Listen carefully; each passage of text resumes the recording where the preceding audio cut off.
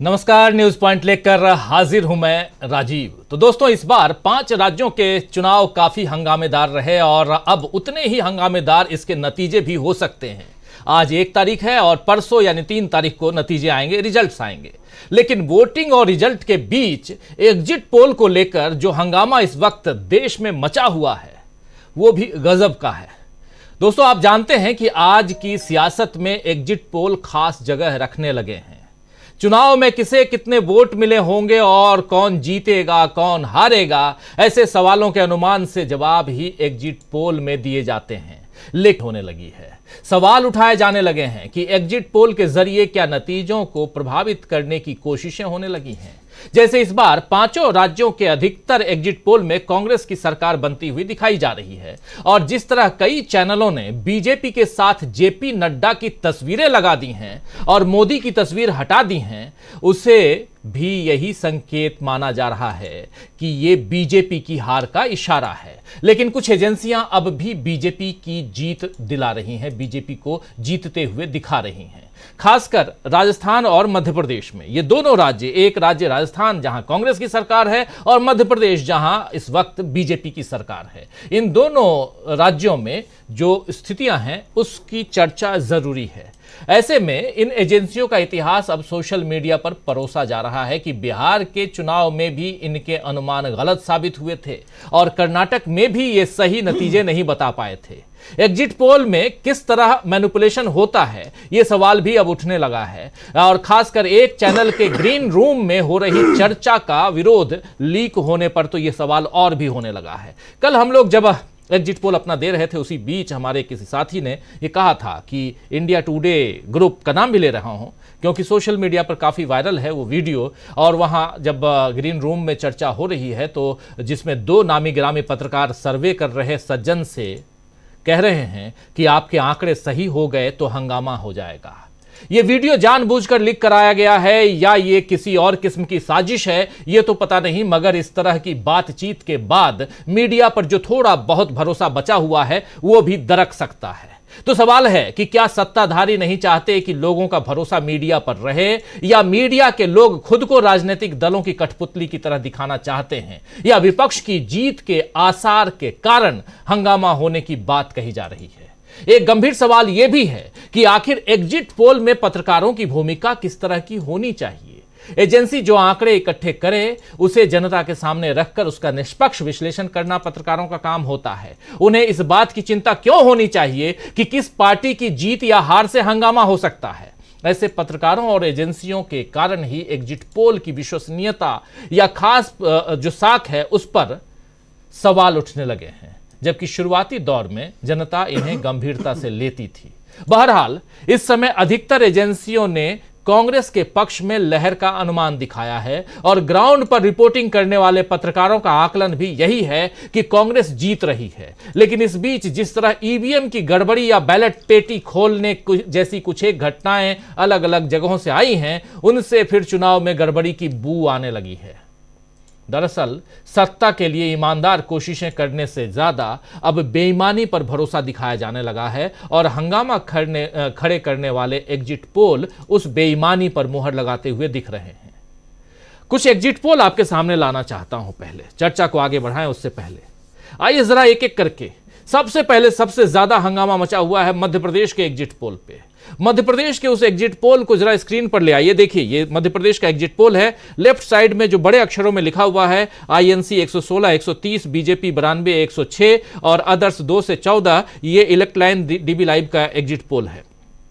Deshbandhu dB live elect line का ये exit poll. लेकिन इधर इस चार्ट में आप देखिए, जहां एजेंसियों के नाम है, भाजपा, कांग्रेस और अन्य का नाम लिखा हुआ है, यहां इंडिया टुडे, एक्सिस माई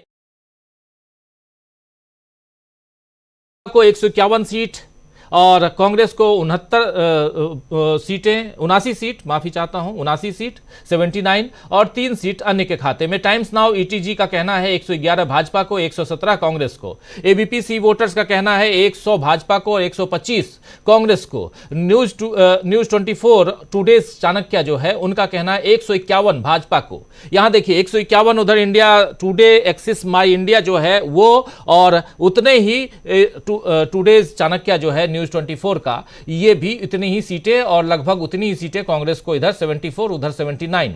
टीवी 9 पोल स्टेट का कहना है 111 116 वहां सरकार बन रही है कांग्रेस की, और इंडिया टीवी और सीएनएक्स का कहना है 149, मतलब ये भी लगभग चाणक्य और इंडिया टुडे के साथ हैं। और रिपब्लिक मैट्रीज हमेशा की तरह बीजेपी को जिताते रहते हैं और यहां भी जिता रहे हैं 124।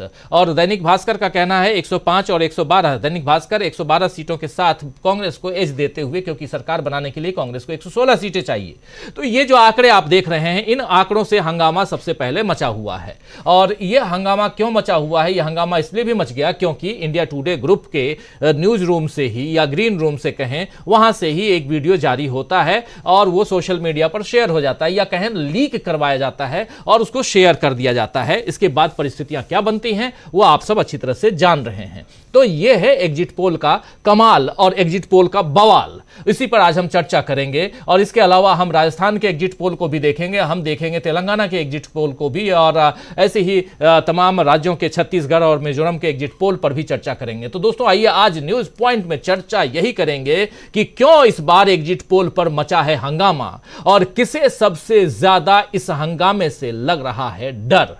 सबसे बड़ी बात है कि अगर डर लग रहा है तब तो आप हंगामा मचा रहे हैं। तो ये तमाम चीजें जो हैं बहुत महत्वपूर्ण हैं, इस पर चर्चा हम करेंगे। लेकिन थोड़ा सा और दूसरे राज्यों के एग्जिट पोल को भी ले आइए स्क्रीन पर, फिर चर्चा को आगे बढ़ाते हैं। और देखिए दूसरे राज्यों में जरा फुल स्क्रीन ले आइए। राजस्थान, यहां डीबी लाइव इलेक्ट लाइन का जो एग्जिट पोल है वो क्या कुछ कहता है। राजस्थान में 93 से 107 सीटें डीबी लाइव दे रहा है। इलेक्ट लाइन हमारी सहयोगी एजेंसी, ये इसने किया है इस एग्जिट पोल को और आप तक हम पहुंचा रहे हैं। 93 से 107 सीटें आ सकती हैं कांग्रेस पार्टी को एग्जिट पोल के आधार पर, हमारे एग्जिट पोल के हिसाब से, और बीजेपी को 72 से 86 सीटें आ सकती हैं, और अदर्स के खाते में 16 से 24 सीटें आ सकती हैं। अगर इन सब का मीन आप निकालें तो आईएनसी 100 सीटों के साथ में सरकार बनाती हुई, यानी कांग्रेस पार्टी 100 सीटों के साथ सरकार बनाती हुई, बीजेपी पिछड़ती हुई दिख रही है, अदर्स शायद कांग्रेस का साथ दे ऐसा दिखाई दे रहा है, क्योंकि अशोक गहलोत अब उसके बाद दूसरे काम में लग गए हैं। ये आज खबरें हैं, जब इस चर्चा को हम आगे बढ़ाएंगे तो उस पर भी चर्चा हम करेंगे।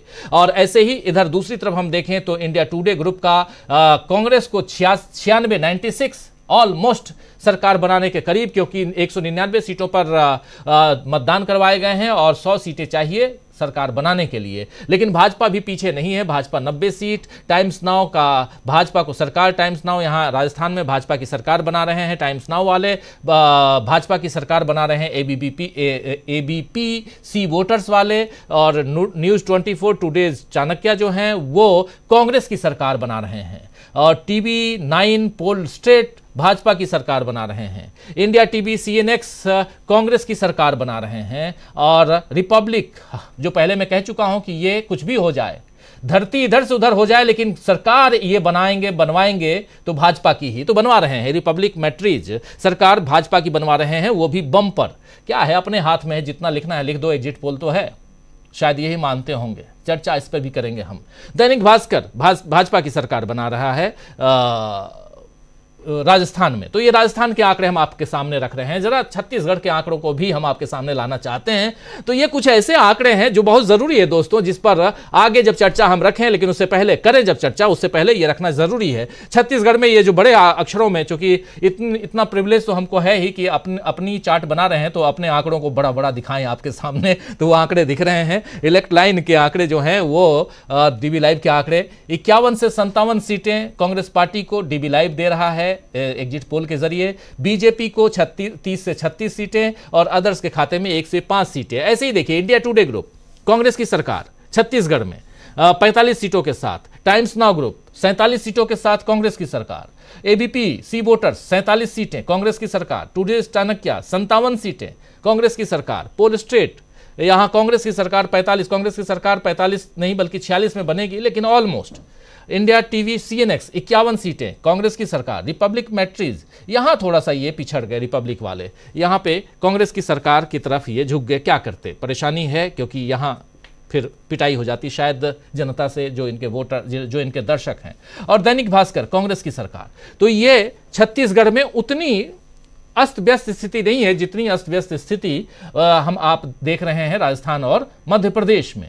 और तेलंगाना को भी सामने ले आइए जरा, और उसके बाद इस चर्चा को आगे बढ़ाते हैं।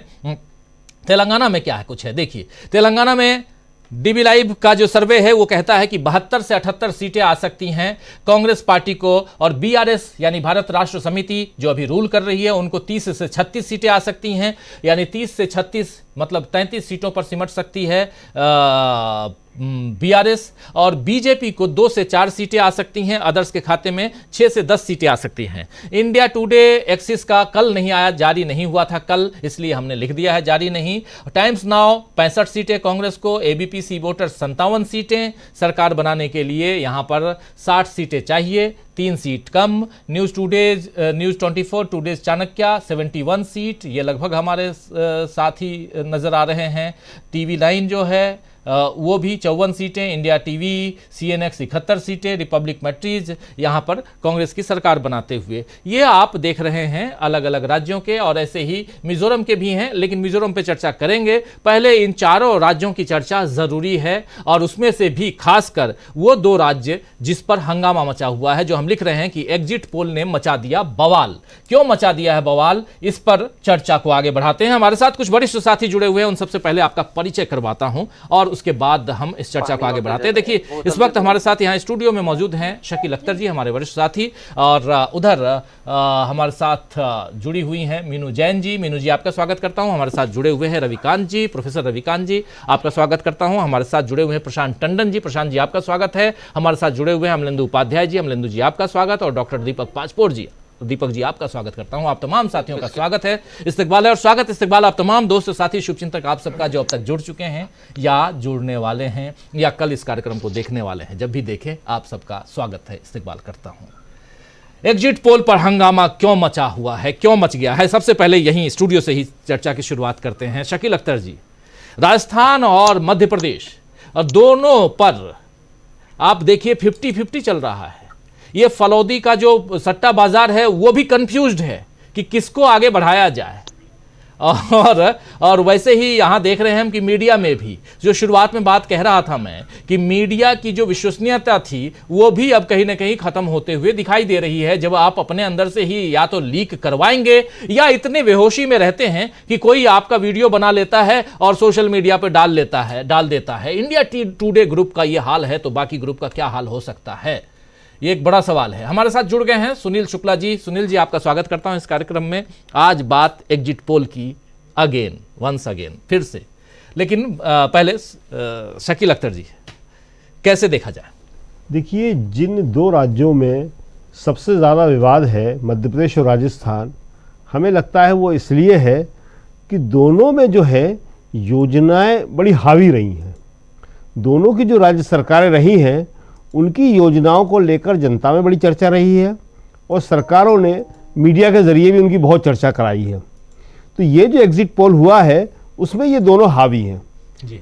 राजस्थान में चिरंजीवी योजना बहुत पॉपुलर रही, बहुत चर्चा रही उसकी, और हमें लगता है कि उसी की वजह से जो है राजस्थान में जो है कांग्रेस को काफ़ी अच्छी बढ़त दिखाई जा रही है कई एग्जिट पोल में। दूसरी तरफ मध्य प्रदेश में जो लाडली बहन योजना है उसकी भी बड़ी चर्चा रही, ख़ास तौर से सरकार ने इसकी बड़ी चर्चा कराई, और बीजेपी के जो मुख्यमंत्री थे वहाँ शिवराज सिंह चौहान इस एक पॉइंट को लेकर ही पूरे चुनाव में गए हैं। तो एक तो ये बात सामने आती है कि अगर सरकारों के पास कोई अच्छी योजनाएं हों जो जनता से जुड़ी हुई हों तो उन 1 या 2 योजनाओं का असर भी बहुत पड़ता है। आप मध्य प्रदेश और राजस्थान दोनों में देख सकते हैं। लेकिन राजनीतिक जो निहितार्थ होते हैं वो बिल्कुल अलग होते हैं। मध्य प्रदेश का जहाँ तक सवाल है, मध्य प्रदेश में अगर लाडली बहना योजना इतनी सफल हो रही है तो ये तो मोदी जी के लिए बहुत बड़ी चोट साबित हो जाएगी, क्योंकि मोदी जी ने एक बार भी लाडली बहना का नाम नहीं लिया जी। और ये चुनाव जो है मोदी जी पूरा का पूरा शिवराज सिंह चौहान को किनारे धकेल के लड़ रहे थे, और लाडली बहन सिर्फ और सिर्फ शिवराज की योजना थी।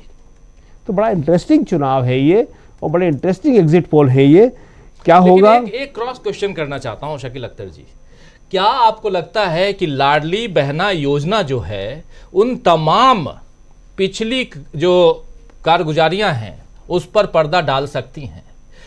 सरकार छीनना, उसके बाद उससे पहले व्यापम घोटाला, उसके बाद पेपर लीक और बहुत सारे ऐसे घोटाले हैं। और इतना ही नहीं, प्रधानमंत्री नरेंद्र मोदी इन तमाम चीज़ों से जो कारगुजारियां थीं इससे इतना डरने लगे कि नाम लेना तक अपने मुख्यमंत्री का उन्होंने वहां पर जायज नहीं समझा। और उसी बीच राहुल गांधी की पदयात्रा वो भी वहां से गुजरी है। क्या ये सब हावी नहीं हुई होंगी? और क्या उसके बाद भी आप समझते हैं कि 150 से ज्यादा सीटें बीजेपी वहां ला सकती है, पा सकती है? या जो जिस दिशा में हम यहां विश्लेषण कर रहे हैं उस दिशा को कायम करने के लिए ये सब, कि आज हम कम से कम इतना चर्चा तो करें और कल को जो घालमेल होता है उसको आगे बढ़ाया जाए, क्योंकि ये सब होता है। इसलिए मैं यहां चर्चा करना चाहता हूं, खुल के इस मंच पे हम लोग चर्चा करें कि आखिर ऐसा क्या कारण है कि एक का एग्जिट पोल कुछ और, हमारा एग्जिट पोल यहां कांग्रेस की सरकार बना रहा है और इंडिया टुडे का एग्जिट पोल 150 से ज्यादा सीटें दे रहा है। ये जो लास्ट बात आपने कही है राजीव जी, ये बड़ी इंपॉर्टेंट है जी, कि ऐसा क्यों।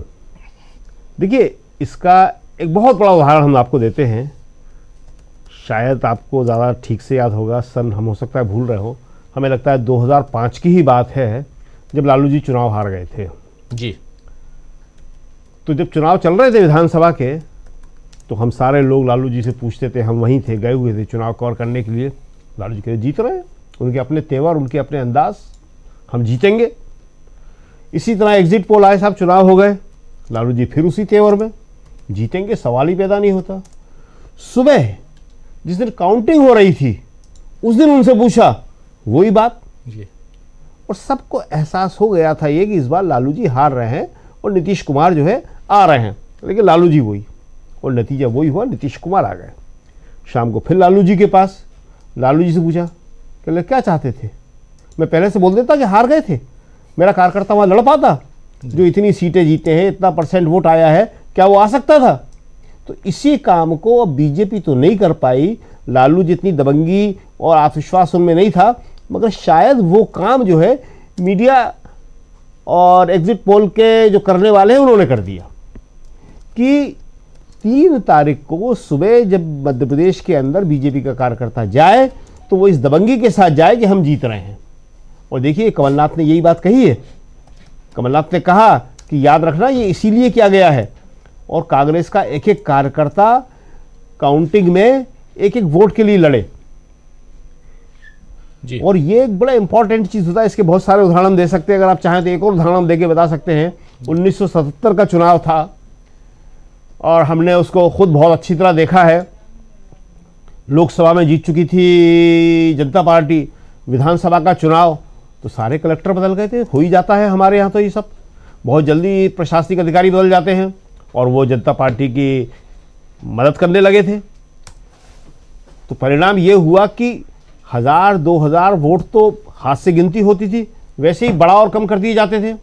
लेकिन जिस जिस जगह कांग्रेस के लोग लड़ गए, हिम्मत दिखा दी उन्होंने, तो वहां कांग्रेस निकल गई। वो एक चुनाव ऐसा था, हम याद दिला दे, संदर्भ आया है तो मध्य प्रदेश की बात हो रही है। 1977 में अपना पहला चुनाव दिग्विजय सिंह मध्य प्रदेश से जीते थे जी। और इसी वजह से जीते थे कि वो खुद भी लड़ने वाले हैं और उनके साथी भी लड़ने वाले थे। लेकिन कई जगह कांग्रेस इसीलिए हारी कि प्रशासनिक अधिकारी जो है दूसरी तरफ थे और हार रहे थे। तो ये जो आप बता रहे हैं बहुत इंपॉर्टेंट बात बता रहे हैं कि शायद लोगों का मॉरल बढ़ाने के लिए इस तरह की ये बात की गई है, और हो सकता है कि ये इसी के तहत वीडियो भी आया हो और इसी के तहत ये सारी बातचीत भी आई हो। क्योंकि देखिए, ये बात तो बिल्कुल सही है कि योजनाएं काम करती हैं, लेकिन कितना करती हैं ये बहुत बाद में हम बात करेंगे और बाद में इसका फैसला होगा जी। और मध्य प्रदेश में जो स्थिति है वो कांग्रेस की अच्छी बताई जा रही है। कांग्रेस वहाँ अच्छा चुनाव लड़ी है, मुकाबले का चुनाव है, लेकिन बीजेपी 150 से ऊपर, इस बात को शायद कोई भी वहाँ मानने को तैयार नहीं है। तो ये है, अब देखना पड़ेगा 3 तारीख को क्या होता है क्या नहीं होता है। लेकिन ये जो जिस तरह के एग्जिट पोल आते हैं और एग्जिट पोल में जितना वेरिएशन होता है, हम आपके देख रहे थे लगातार, आपके ऐसे वेरिएशन कम से कम है। ये वेरिएशन जो है ज़्यादा नहीं होना चाहिए, 10-12 तक का तो चलता है, 25-25, 30-30 का तो इससे जो है जनता बिल्कुल भ्रमित हो जाती है। बिल्कुल सही आप कह रहे हैं, जनता भ्रमित हो जाती है। इधर हमारे साथ स्टूडियो में जुड़ गए हैं राहुल लाल जी। राहुल लाल जी, आपका स्वागत करता हूं इस कार्यक्रम में। और चर्चा हम आज कर रहे हैं एग्जिट पोल में। एग्जिट पोल ने मचा दिया है बवाल। आखिर क्यों बवाल मचा है और क्यों हम लोग इसकी चर्चा कर रहे हैं, उसी को आगे बढ़ा रहे हैं। आना चाहता हूं जरा मीनू जैन जी आपके पास। मीनू जी, कैसे देखा जाए एग्जिट पोल, और उसमें भी जो कुछ मध्य प्रदेश को लेकर कहा जा रहा है। तमाम हमारी तो पूरी टीम, हमारा पूरा बेस मध्य प्रदेश और छत्तीसगढ़ का है, आप जानती हैं। और छत्तीसगढ़ और मध्य प्रदेश में हमारा जो सर्वे है कुछ और है और यहाँ कुछ और बताया जा रहा है। और ये बवाल शब्द तब और भी पुख्ता हो जाता है जब इंडिया टुडे ग्रुप के अंदर का एक वीडियो सोशल मीडिया पर तैरने लगता है। और फिर सवाल कई सारे आते हैं। जवाब तो भाई वहां बैठे हुए 3 लोग ही देंगे जो उस वीडियो में दिखाई दे रहे हैं, लेकिन ये या उसके बाद 3 तारीख को पता चलेगा। लेकिन सबसे बड़ा सवाल है कि इसी बीच आज से कुछ दिन पहले हम बालाघाट की खबरें देखते हैं, जहां एक एसडीएम बैठ करके मत पेटी खुलवा करके बैलेट पेपर को इधर से उधर करवा रहा है। कुछ ऐसी घटनाएं होती हैं, कुछ घटनाएं जो हैं कैमरे में कैद हो जाती हैं, कुछ घटनाएं हम और आप तक आती नहीं हैं। ये सब होता रहा है और इसीलिए लगता है कि बैलेट पेपर या ईवीएम की चोरी और उसके बाद सरकार की चोरी, क्योंकि सब हो चुका है, चोरी हो चुकी सरकार की, इसलिए और भी थोड़ा कहीं ना कहीं अपने जो हमारा शक है वो आगे बढ़ता है।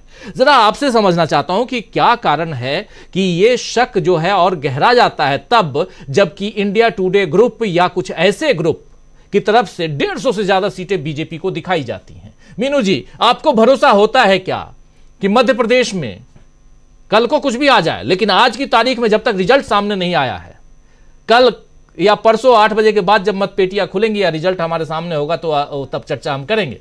लेकिन आज क्या मध्य प्रदेश की जनता ये बात कहने के लिए, बीजेपी के घोर कट्टर समर्थक भी ये मानने के लिए तैयार नहीं है कि इतनी सीटें हमारी आ रही हैं? मेरे बीजेपी के कई लोगों से बात हुई। मीनू जी, देखिए ये राजीव जी, ये फंदेबाजी है, ये फंदेबाज सरकार है यहाँ पे हमारे यहाँ। और ये जो इस वक्त ये जो एग्जिट पोल के जरिए जो ये मध्य प्रदेश में जो दिखाया गया है, जिससे कि सारा देश हतप्रभ है, उसपे के मेरे हिसाब से तो एक मकसद है, ये परसेप्शन जनता के दिमाग में या एक नैरेटिव उतारने की बात हो रही है कि देखो, तुम मुझे कह रहे थे कि मैं शिवराज को दरकिनार कर रहा हूं और हार जाऊंगा, लेकिन मोदी है, ये मोदी की गारंटी है, बगैर शिवराज के भी जीत रहा हूं मैं। अब 3 तारीख को जो होगा सो होगा, लेकिन इन 3 दिन के बीच में जो भाजपा का कार्डर है और आप और हमारे जैसे आलोचक है कि शिवराज की अवहेलना करके आप जीत नहीं सकते, उनको इन्होंने चुप करा दिया है। इस दौरान पब्लिक को जो है 3 तारीख को जो झटका लगेगा, वो कहता है जोर का झटका धीरे से लगाने वाला बात है, ये बम्पर है, बीच जो बम्प है उसको रोकेगा झटका लगाने की चीज को।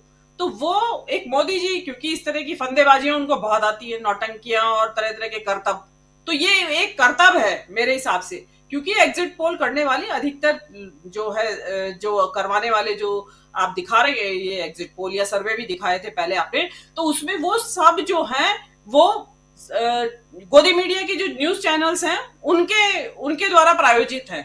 तो आप अब जान लीजिए कि जो दिन रात केंद्र की सत्तारूढ़ सरकार या भाजपा के कसीदे पढ़ते रहते हैं, तो वो कैसे दिखा देंगे मोदी जी को हारते हुए?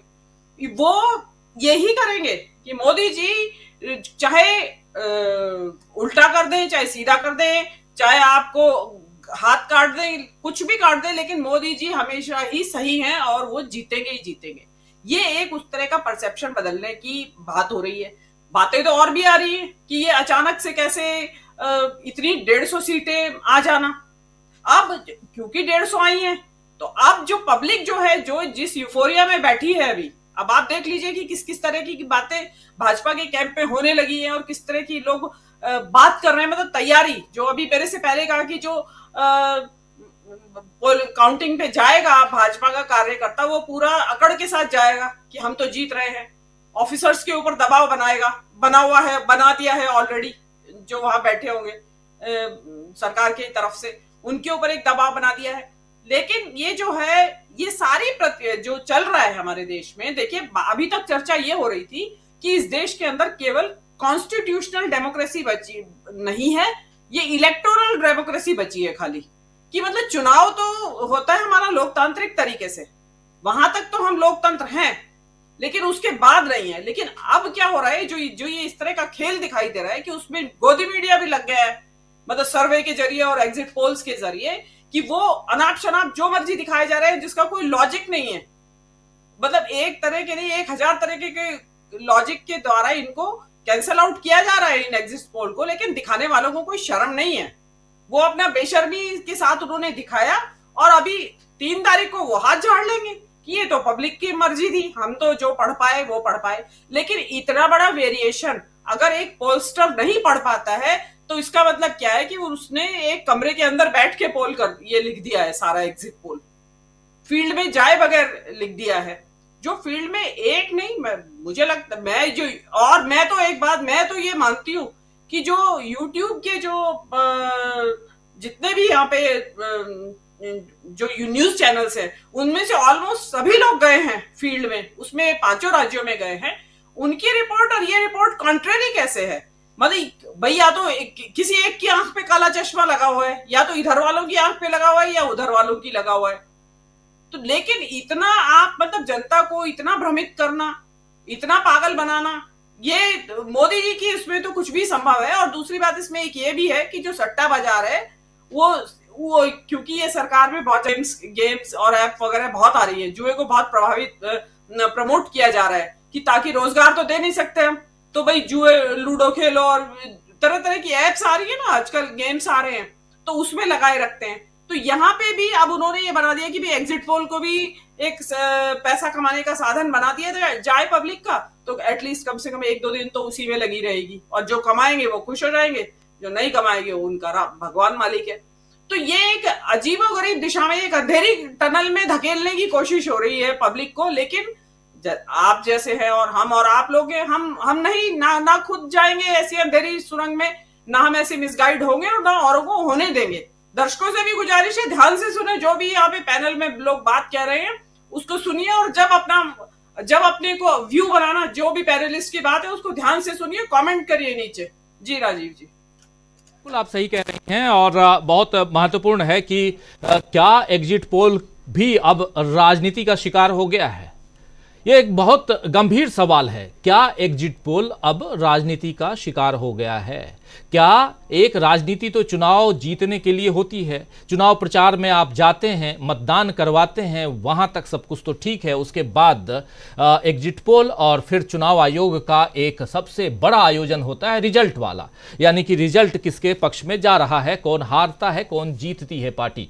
लेकिन एग्जिट पोल क्या कुछ कर रहा है, क्या दे रहा है, ये महत्वपूर्ण है। प्रोफेसर रविकांत जी, क्या सचमुच ऐसा आपको लगता है कि यहाँ इसका राजनीतिकरण हो रहा है? और अगर हो रहा है तो ये कहीं ना कहीं पत्रकारिता के लिए भी कलंक है, क्योंकि पत्रकारिता के जरिए ही एग्जिट पोल को लाया जाता है। किसी न किसी मंच से हम भी इलेक्ट्राइन के एजेंसी जो है वो हमारे जरिए पहुंचाती है आप तक। इंडिया टुडे एक्सिस माई के साथ में आप देखिए तमाम लिखा हुआ है, एक्सिस माई इंडिया, टाइम्स नाउ ETG के साथ में है, सी वोटर्स जो है वो ABP के साथ में है, टुडेज चाणक्य 24 के साथ में, पोल स्ट्रेट TV9 के साथ में है, फिर CNX जो है वो इंडिया TV के साथ में है, रिपब्लिक टीवी जो है मैट्रिक्स के साथ में है, दैनिक भास्कर का अपना है। तो ये जो चीजें हैं ये कहीं ना कहीं इतना तो है कि इन सब की विश्वसनीयता साख पे है।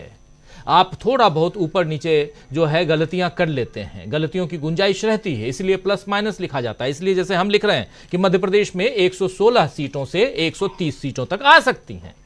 हम लिख रहे हैं कि बीजेपी मध्य प्रदेश में 92 सीटों से 106 सीटें पा सकती हैं। हम लिख रहे हैं कि अदर्स यानी अन्य के खाते में 2 से 14 सीटें जा सकती हैं। लेकिन जब आप इन चीजों को आप देखिए, इंडिया टुडे 151 सीटें, और ये हालांकि 151 मीन लिखा हुआ है, लेकिन इसमें आप देखेंगे तो मैक्सिमम पार्ट 164 सीटों तक का है। क्या यहां कुछ गड़बड़ है, कुछ और है? इसलिए क्योंकि आज से पहले बिहार का चुनाव हो या कर्नाटक का चुनाव हो या आप वेस्ट बंगाल का चुनाव याद कीजिए, वेस्ट बंगाल के चुनाव में कुछ ऐसी एजेंसियां थी जो बीजेपी को 150 से ज्यादा सीटें दे रही थी, याद कीजिए आप। इन्हीं में से ये बड़े बड़े नाम हैं जिनको ऐसी नॉर्मल भाषा में तोपचंद कह सकते हैं, ये वो नाम है। लेकिन परिस्थितियां देखिए कहां हैं। जरा आपका विश्लेषण चाहिए, क्या इसका राजनीतिकरण हो रहा है एग्जिट पोल का? देखिए राजीव जी, आपने कई सारे सवाल उठा दिए हैं अपने विश्लेषण में। आपने पत्रकारों की विश्वसनीयता की बात की, मुझे लगता है कि वो तो अब रसातल तक जा चुकी। पत्रकारों की, खास करके जो जिनको गोदी मीडिया कहा जाने लगा है, वो अब पत्रकार नहीं बचे हैं, ये कहने में मुझे कोई हिचक नहीं है। वो एक तरह से एक दुकान पर वो भाड़े के आदमी में तब्दील हो गए। दूसरा जो इशू है वो है कि क्या इसका राजनीतिकरण हुआ है, तो डेफिनेटली अब ये कहने में कोई हिचक नहीं है कि वो एक राजनीतिक एजेंडे का ही हिस्सा है। और तीसरी बात, मैं राहुल गांधी के उस वाक्य से शुरू करूंगा जो बड़ा चर्चित हुआ। उन्होंने कहा राजस्थान में कि जेब कतरा अकेले नहीं आता है, 3 आते हैं। पहले उन्होंने कहा 2 आते हैं, और जो एक जेब कतरा होता है वो क्या करता है, वो ध्यान भटकाता है, वो सवाई में है। और वहां पे नारेबाजी हो रही है, अब की बार 400 पार, हर हर मोदी, आएगा तो मोदी ही, ये वहां चल रहा है। और यहां जो एग्जिट पोल आया है राजीव जी, वो मध्य प्रदेश में एक बड़ी विक्ट्री दिखा रहा है बीजेपी। बात नहीं करूंगा, आप जरा राजस्थान और मध्य प्रदेश पर देखिए और 3 चैनल का देखिए, इंडिया टुडे, न्यूज 24, चाणक्य और इंडिया टीवी। इन 3 चैनल का एग्जिट पोल एक रुझान का है, राजस्थान का भी और मध्य प्रदेश का भी। यहीं से वो डाउट शुरू होता है कि ये खेल किया जा रहा है, आंखों में धूल झोंक करके मध्य प्रदेश एग्जिट पोल से बीजेपी जीतना चाहती है। राजीव जी, मैं जो बात कह रहा हूं इस पर जरा गौर कीजिएगा। एग्जिट पोल के जरिए मध्य प्रदेश को बीजेपी हासिल करना चाहती है। ये गलती नहीं है, गलती मनुष्य से होती है, लेकिन जो जानबूझ करके खेल करता है वो धूर्तता होती है। ये धूर्तता की गई है और इसलिए वो वीडियो भी जारी हुआ है। आप मध्य प्रदेश में ये तीनों चैनल का एवरेज 150 है, माने एक बड़ी विक्ट्री बीजेपी की।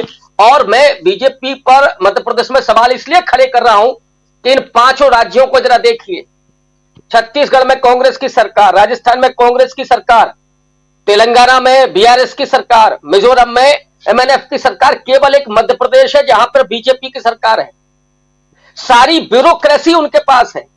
और अगर आपको चुनाव के दिन का वो दक्षिणी ग्वालियर का वो अगर संवाद आपको याद हो कि वहां के जो विधायक है वो कलेक्टर से झगड़ रहे हैं कि आपने एक लंबी कतार लगा रखी है और इतनी स्लो वोटिंग है कि वहां जो अल्पसंख्यक मतदाता है वो अगर वोट करेंगे तो रात का 12 बजेगा, तो आप वोट डालने ही नहीं दे रहे। ये खेल और ये तैयारी पहले से ही शुरू हो गई थी। और अब कांग्रेसियों का जो अभी मतपेटियों की रक्षा करने में लगे हैं, उनका मोरल तोड़ देना और ये नैरेटिव सेट कर देना कि मध्य प्रदेश में तो कांग्रेस पार्टी चुनाव हार रही है। मुझे बड़ी आशंका है कि असली खेल यही किया जा रहा है, क्योंकि अगर 5 राज्यों में बीजेपी चली गई तो वो जो मोदी मैजिक, मोदी गुब्बारा जो फुलाया गया है वो बिल्कुल कहीं का भी नहीं बचेगा। इसलिए कुछ तो इज्जत बचानी है। और वहीं अमित शाह की भूमिका शुरू होती है कि अगर नजदीकी मामला हो, मुझे लगता है कि कांग्रेस पार्टी लंबी लीड लेकर के वहां पर जीत के कगार पर है, लेकिन कुछ खेल ऐसा हो सकता है कि जहां बहुत नजदीक लाया जाए और ये दिखाया जाए। देखिए इंडिया टुडे से और इंडिया टीवी से थोड़ा सा चूक हुई, लेकिन बीजेपी की लहर थी, बीजेपी जीत रही थी, तो वहां पहुंचा दिया जाए जहां से चाणक्य खेल कर जाएं, माने अमित शाह खेल कर जाएं और मध्य प्रदेश में बीजेपी की सरकार को बनाया जाए। ये असली खेल चल रहा है मध्य प्रदेश में। और इसलिए बिल्कुल आपका डाउट दुरुस्त है कि यहां पर पूरा मीडिया के जरिए, एजेंसी के जरिए, एग्जिट पोल के जरिए, प्रशासनिक मशीनरी के जरिए, और जो गए हैं वहां दुबई, वो जो अब वहां है, यहां नहीं पता किसी को, अरे सब मोदी जी तो बाहर है, और यहां असली खेल चल रहा है। लेकिन अगर कांग्रेस के लोग मुस्तैद, बालाघाट में क्या हुआ, वहां जो पोस्टल बैलेट था वो पहले क्यों उसकी काउंटिंग हो रही थी, उसमें एक एसडीएम एक तहसीलदार सस्पेंड हुआ। तो ये खेल तो चल ही रहा है वहां पे, और ये वहां पे चूंकि आप कर सकते हैं, प्रशासनिक मशीनरी आपके अंडर में है, तो ये असल में खेल चल रहा है राजीव जी। इसलिए मुझे लगता है कि इस मुद्दे को कांग्रेस पार्टी को, और जो अपने आप को पत्रकार कहते हैं कि लोकतंत्र में इस तरह का लोगों के मत की चोरी नहीं होनी चाहिए, लोगों के मैंडेट को, हालांकि मध्य प्रदेश में एक बार हो चुका है, ये नहीं होना चाहिए, वरना लोकतंत्र का मतलब क्या रह जाएगा।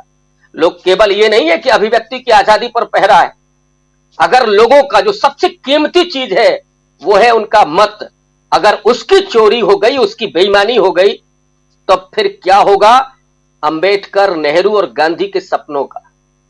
यह सबसे बड़ा सवाल है राजीव जी आज की तारीख में सबसे बड़ा सवाल यही है, आज की तारीख में सबसे बड़ा सवाल यही है कि आखिर आपके मतों की चोरी कौन कर रहा है, और अगर किया जा रहा है तो इसके प्रति आप जागरूक क्यों नहीं बन रहे हैं। ये सबसे बड़ा सवाल है और इस पर विचार करना भी चाहिए, चर्चा होनी चाहिए। एग्जिट पोल चुनाव दर चुनाव आखिर अपनी विश्वसनीयता क्यों खो रहे हैं, ये भी एक बड़ा सवाल है। आना चाहता हूं हमारे साथी प्रशांत टंडन जी के पास में। प्रशांत जी, जरा आपसे भी समझूं कि आखिर क्यों राजनीतिकरण इतना ज्यादा एग्जिट पोल के हो गए हैं, और उसमें भी जो कल हुआ है मध्य प्रदेश को लेकर, राजस्थान को लेकर, राजस्थान उतना नहीं लेकिन मध्य प्रदेश पर तो विश्वास, आप खुद मध्य प्रदेश से लौट के आए थे, जरा आपसे भी समझूं कि कैसे देखा जाए, और क्या ये टोटली एक क्रिएशन, इस ढंग से सट्टा बाजार भी फलौदी का नाम मैं शुरुआत में लिया था, आपको याद होगा, सट्टा बाजार से लेकर, और जैसे शकील अख्तर जी अपनी बात रख रहे थे तो इन्होंने लाडली बहना को सामने ला करके थोड़ा सा जस्टिफाई करने की कोशिश की थी कि ये हो सकता है रिजल्ट सही हो सकता है, जो एग्जिट पोल है उस दिशा में जा सकता है, लेकिन उससे पहले जो जनता है। अब आप ही बताइए कि आप इतनी जगह पे घूम के आए हैं प्रशांत जी, और 164 सीटें लाने के लिए क्या ग्वालियर में बीजेपी को लीड लेना नहीं पड़ेगा? आप तो ग्वालियर, चंबल सब कुछ घूम के आए, छोड़ दीजिए बाकी जगह, ग्वालियर चंबल की ही हालत देख लेते हैं, क्या वहां बीजेपी को लीड लेना होगा कि नहीं लेना होगा? और आप बताइए कि धरातल पर क्या था, ग्राउंड रिपोर्ट्स क्या कहती थी? प्रशांत जी, ये सर्वे हमारे आपके आंखों के सामने नहीं है, लेकिन जो हम आप फील्ड में जाके काम करते हो हमारे आंखों के सामने है, और हमारे जर्नलिस्टिक तरीके हैं, और वो जर्नलिस्टिक तरीके आमतौर पे राजीव जी विफल नहीं होते हैं। पहली बात तो ग्वालियर चंबल संभाग में जहां मैं था वहां पे स्थिति कमोबेश वही रहेगी जैसी 2018 में थी, जैसी आपके एग्जिट पोल में भी आई है। अब बगैर उस उतनी परफॉर्मेंस के क्या बीजेपी 160 ला सकती है, कहना मुश्किल है, संभव नहीं लगता, पहली बात। दूसरी बात, क्या बीजेपी के नेताओं के हाव भाव देखकर आपको लग रहा है कि 160 वाली पार्टी है ये मध्य प्रदेश में? उनके चेहरे ये गवाही दे रहे हैं क्या? तो जिस तरीके से चुनाव उन्होंने लड़ा है वो तो नहीं लगता है। जैसे हम लोग बार बार कहते हैं कि जो बच्चा इम्तिहान देता है उसकी शक्ल बता देती है कि उसके नंबर कितने आएंगे। दूसरी बात, जो कल घटनाक्रम हुआ है राजीव जी, ये जो कई चैनलों में 160 तक की जो फिगर बीजेपी को मध्य प्रदेश में दी गई है, फिर एक वीडियो रिलीज होता है, ये एक बड़ी साजिश का हिस्सा लगता है देखने में। ये कोई एक प्लान है जिसके सिरे मिले हुए हैं, और हमने अपने करियर में 20 बार ये सर्वे जो है कमीशन किए हैं, उनको दिखाया है। कई बार गलत भी होते हैं, प्रोफेशनल गलतियां हो सकती हैं, हो जाती हैं, लेकिन ये गलती मुझे लग रहा है कि जानबूझ के की जा रही है या किसी पॉलिटिकल एजेंडा के तहत की जा रही है कि किसी पॉलिटिकल पार्टी को, बीजेपी को उनके कार्यकर्ताओं को एज मिले, जैसा प्रोफेसर रविकांत कह रहे थे, तो ये बात मुझे बड़ी असहज लग रही है। और मुझे बड़ा अफसोस भी है कि एक उसमें जो वीडियो रिलीज हुआ उसमें एक बहुत सीनियर पत्रकार भी हैं, उन्होंने अपनी प्रतिष्ठा को दांव पे लगा दिया। एक बड़ा मीडिया हाउस है, उसने अपनी प्रतिष्ठा को दांव पे लगा दिया। वो क्या मजबूरी है कि कोई मीडिया हाउस अपनी प्रतिष्ठा को इस तरीके से दांव पे लगा दे, फिर उसको करेक्ट करने के लिए, उसको लीपापोती करने के लिए एक वीडियो भी रिलीज करवा दे।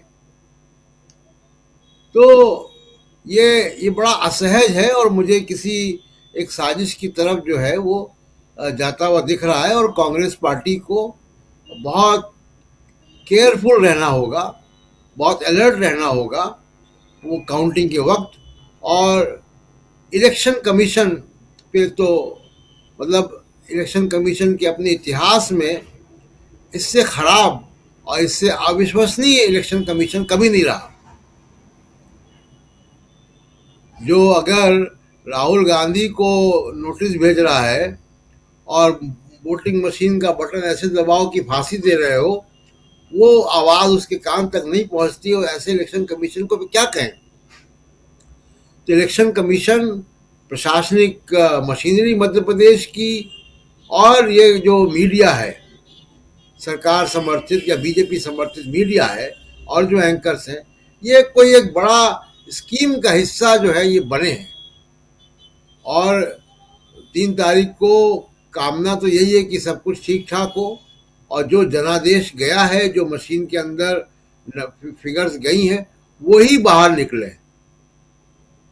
राजीव, यानी कि जनता ने जिस बटन को दबाया है वही बाहर निकले, यानी कि जनता का मैंडेट जो है वो बाहर आए, रिजल्ट बाहर आए। इधर हमारे साथ जुड़े हुए हैं राहुल लाल जी, जरा आपसे भी समझूं, क्या कहते हैं ये आंकड़े और किस ढंग से आप देखते हैं? खासकर मध्य प्रदेश को लेकर बवाल मचा हुआ है, कोई इस बात को मानने के लिए तैयार नहीं है, फिर भी सबका अपना अपना जस्टिफिकेशन है, और साथ में ईवीएम और बैलेट पेपर, इसकी बात तो होती रही है, लेकिन एग्जिट पोल भी अब सवालों के घेरे में। क्या कहेंगे इस पे?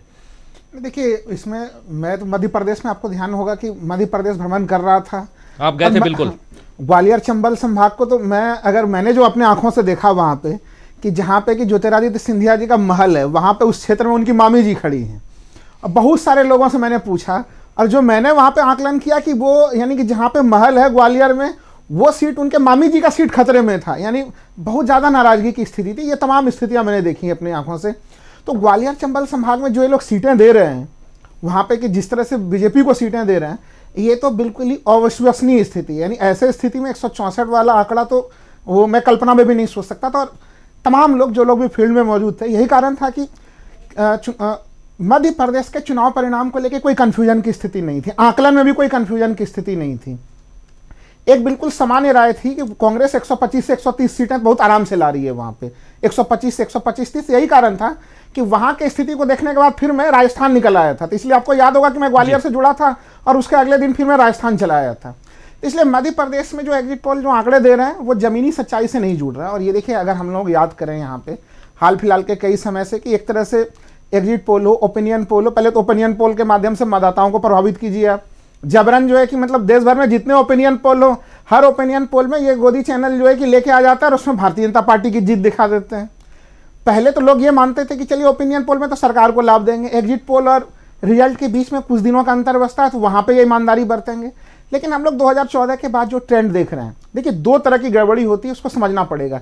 प्रोफेशनल गड़बड़ियाँ कि आप एग्जिट पोल करते हैं, वो गलत हो गई, वो एक सामान्य प्रवृत्ति अलग सी हो सकती है जी। लेकिन ये धोखाधड़ी की प्रवृत्ति है। और आपने पश्चिम बंगाल का उदाहरण दिया, मैं तो आपको बता रहा हूँ, आप देखिए बिहार के चुनाव में 25 सीटों पे सीधे सीधे जो है कि जो कम मार्जिन वाले जगह थे उसमें गड़बड़ी हुई। उत्तर प्रदेश के चुनाव में हम लोगों ने देखा सर्टिफिकेट बंटवारे की स्थिति में डीएम ऑफिस में जो जिला निर्वाचन अधिकारी है वो किस प्रकार की घटनाएं घट रही थी। किसी एक को सर्टिफिकेट दे दिए, फिर सर्टिफिकेट जारी हो रहा है, फिर किसी दूसरे को दे रहे हैं।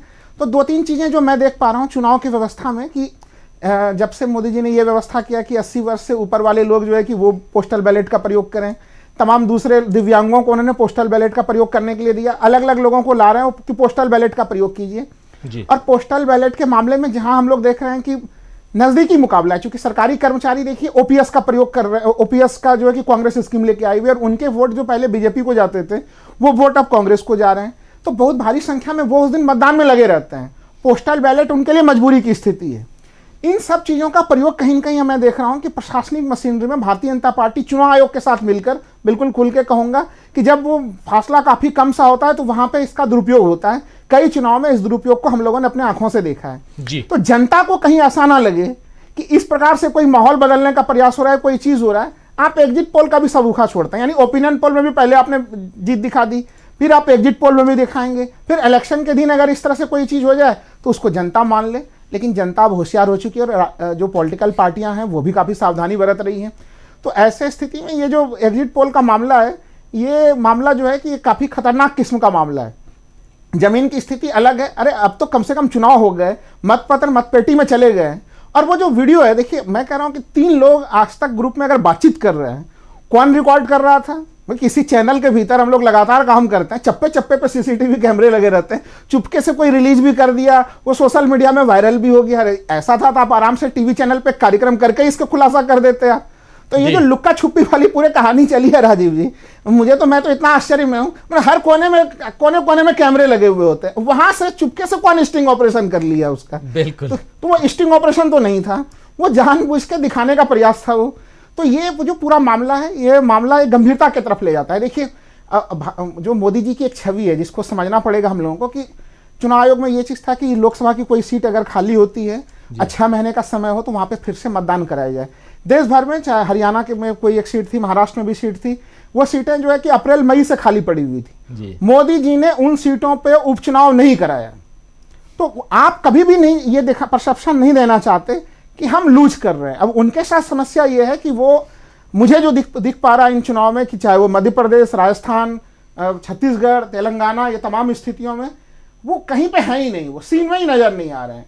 तो ऐसे स्थिति में वो अपनी उपस्थिति राजस्थान, सोचिए कि राजस्थान में ये प्रयोग कर सकते थे, राजस्थान में कांटे का मुकाबला वहां पे बताते, थोड़ा समझ में भी आता। राजस्थान को भी आप नहीं बता रहे हैं, क्योंकि वहाँ आखिरी क्षण में जो होता है कि जो उस स्थिति में आप अपने अनुकूल का परिणाम लेते हैं, वो वहां पे आपको उम्मीद नहीं है। सारी उम्मीदें कैसे टिकी हुई है? मैं एक चीज और बता दूं, बीजेपी के तमाम बड़े लोग अब देखिए नए फॉर्मूले दिए जा रहे हैं। पहले तो एग्जिट पोल के आंकड़े गलत दिए जाएंगे, फिर नए फॉर्मूले क्या, बीजेपी ने मास्टर स्ट्रोक रणनीति चल दी, बड़े बड़े नेताओं को उतार दिया। उसमें से जो बड़े बड़े नेता उतरे में बीजेपी के लोग खुद मानते हैं कि उनकी सीटें बड़ी जबरदस्त फंसी पड़ी हुई हैं।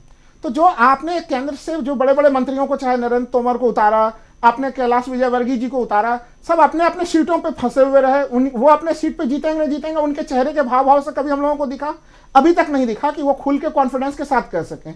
अब बीजेपी कह रही कि नहीं, उनके खड़ा करने से 5-6 सीटों को बगल बगल में प्रभावित हो गया। ऑन रिकॉर्ड बीजेपी के लोग कह रहे हैं, ऑफ रिकॉर्ड वो लोग कह रहे हैं कि ऐसा ना हो कि भारी बेइज्जती का सामना जो है 3 दिसंबर को करना पड़ जाए।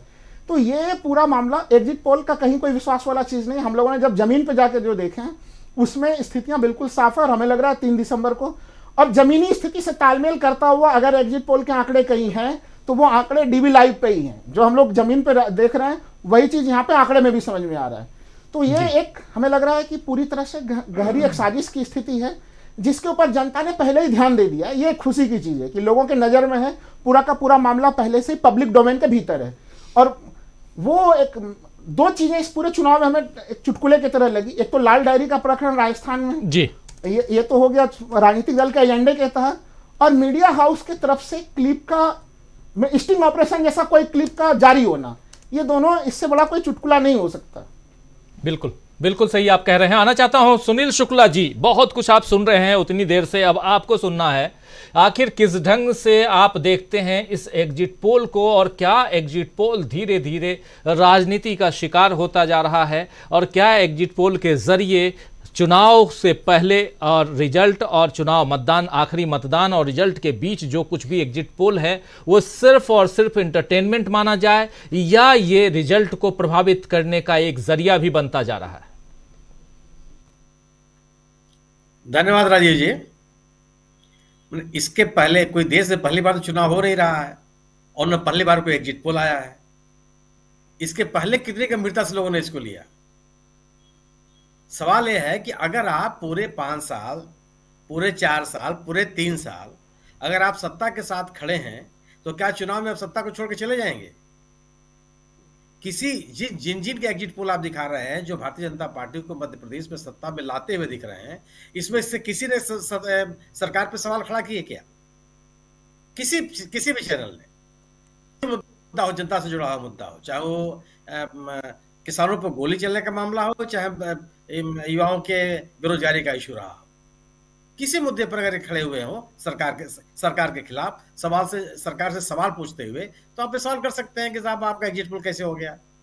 जो चीज आप हमेशा से बताते रहे कि सरकार शानदार काम कर रही है, तो अगर सरकार को शानदार आप बताते रहे पूरे साल भर, पूरे 2 साल, पूरे कार्यकाल भर, तो आप कैसे आज खड़ा कर देंगे कि इनको वोट नहीं मिल रहा है?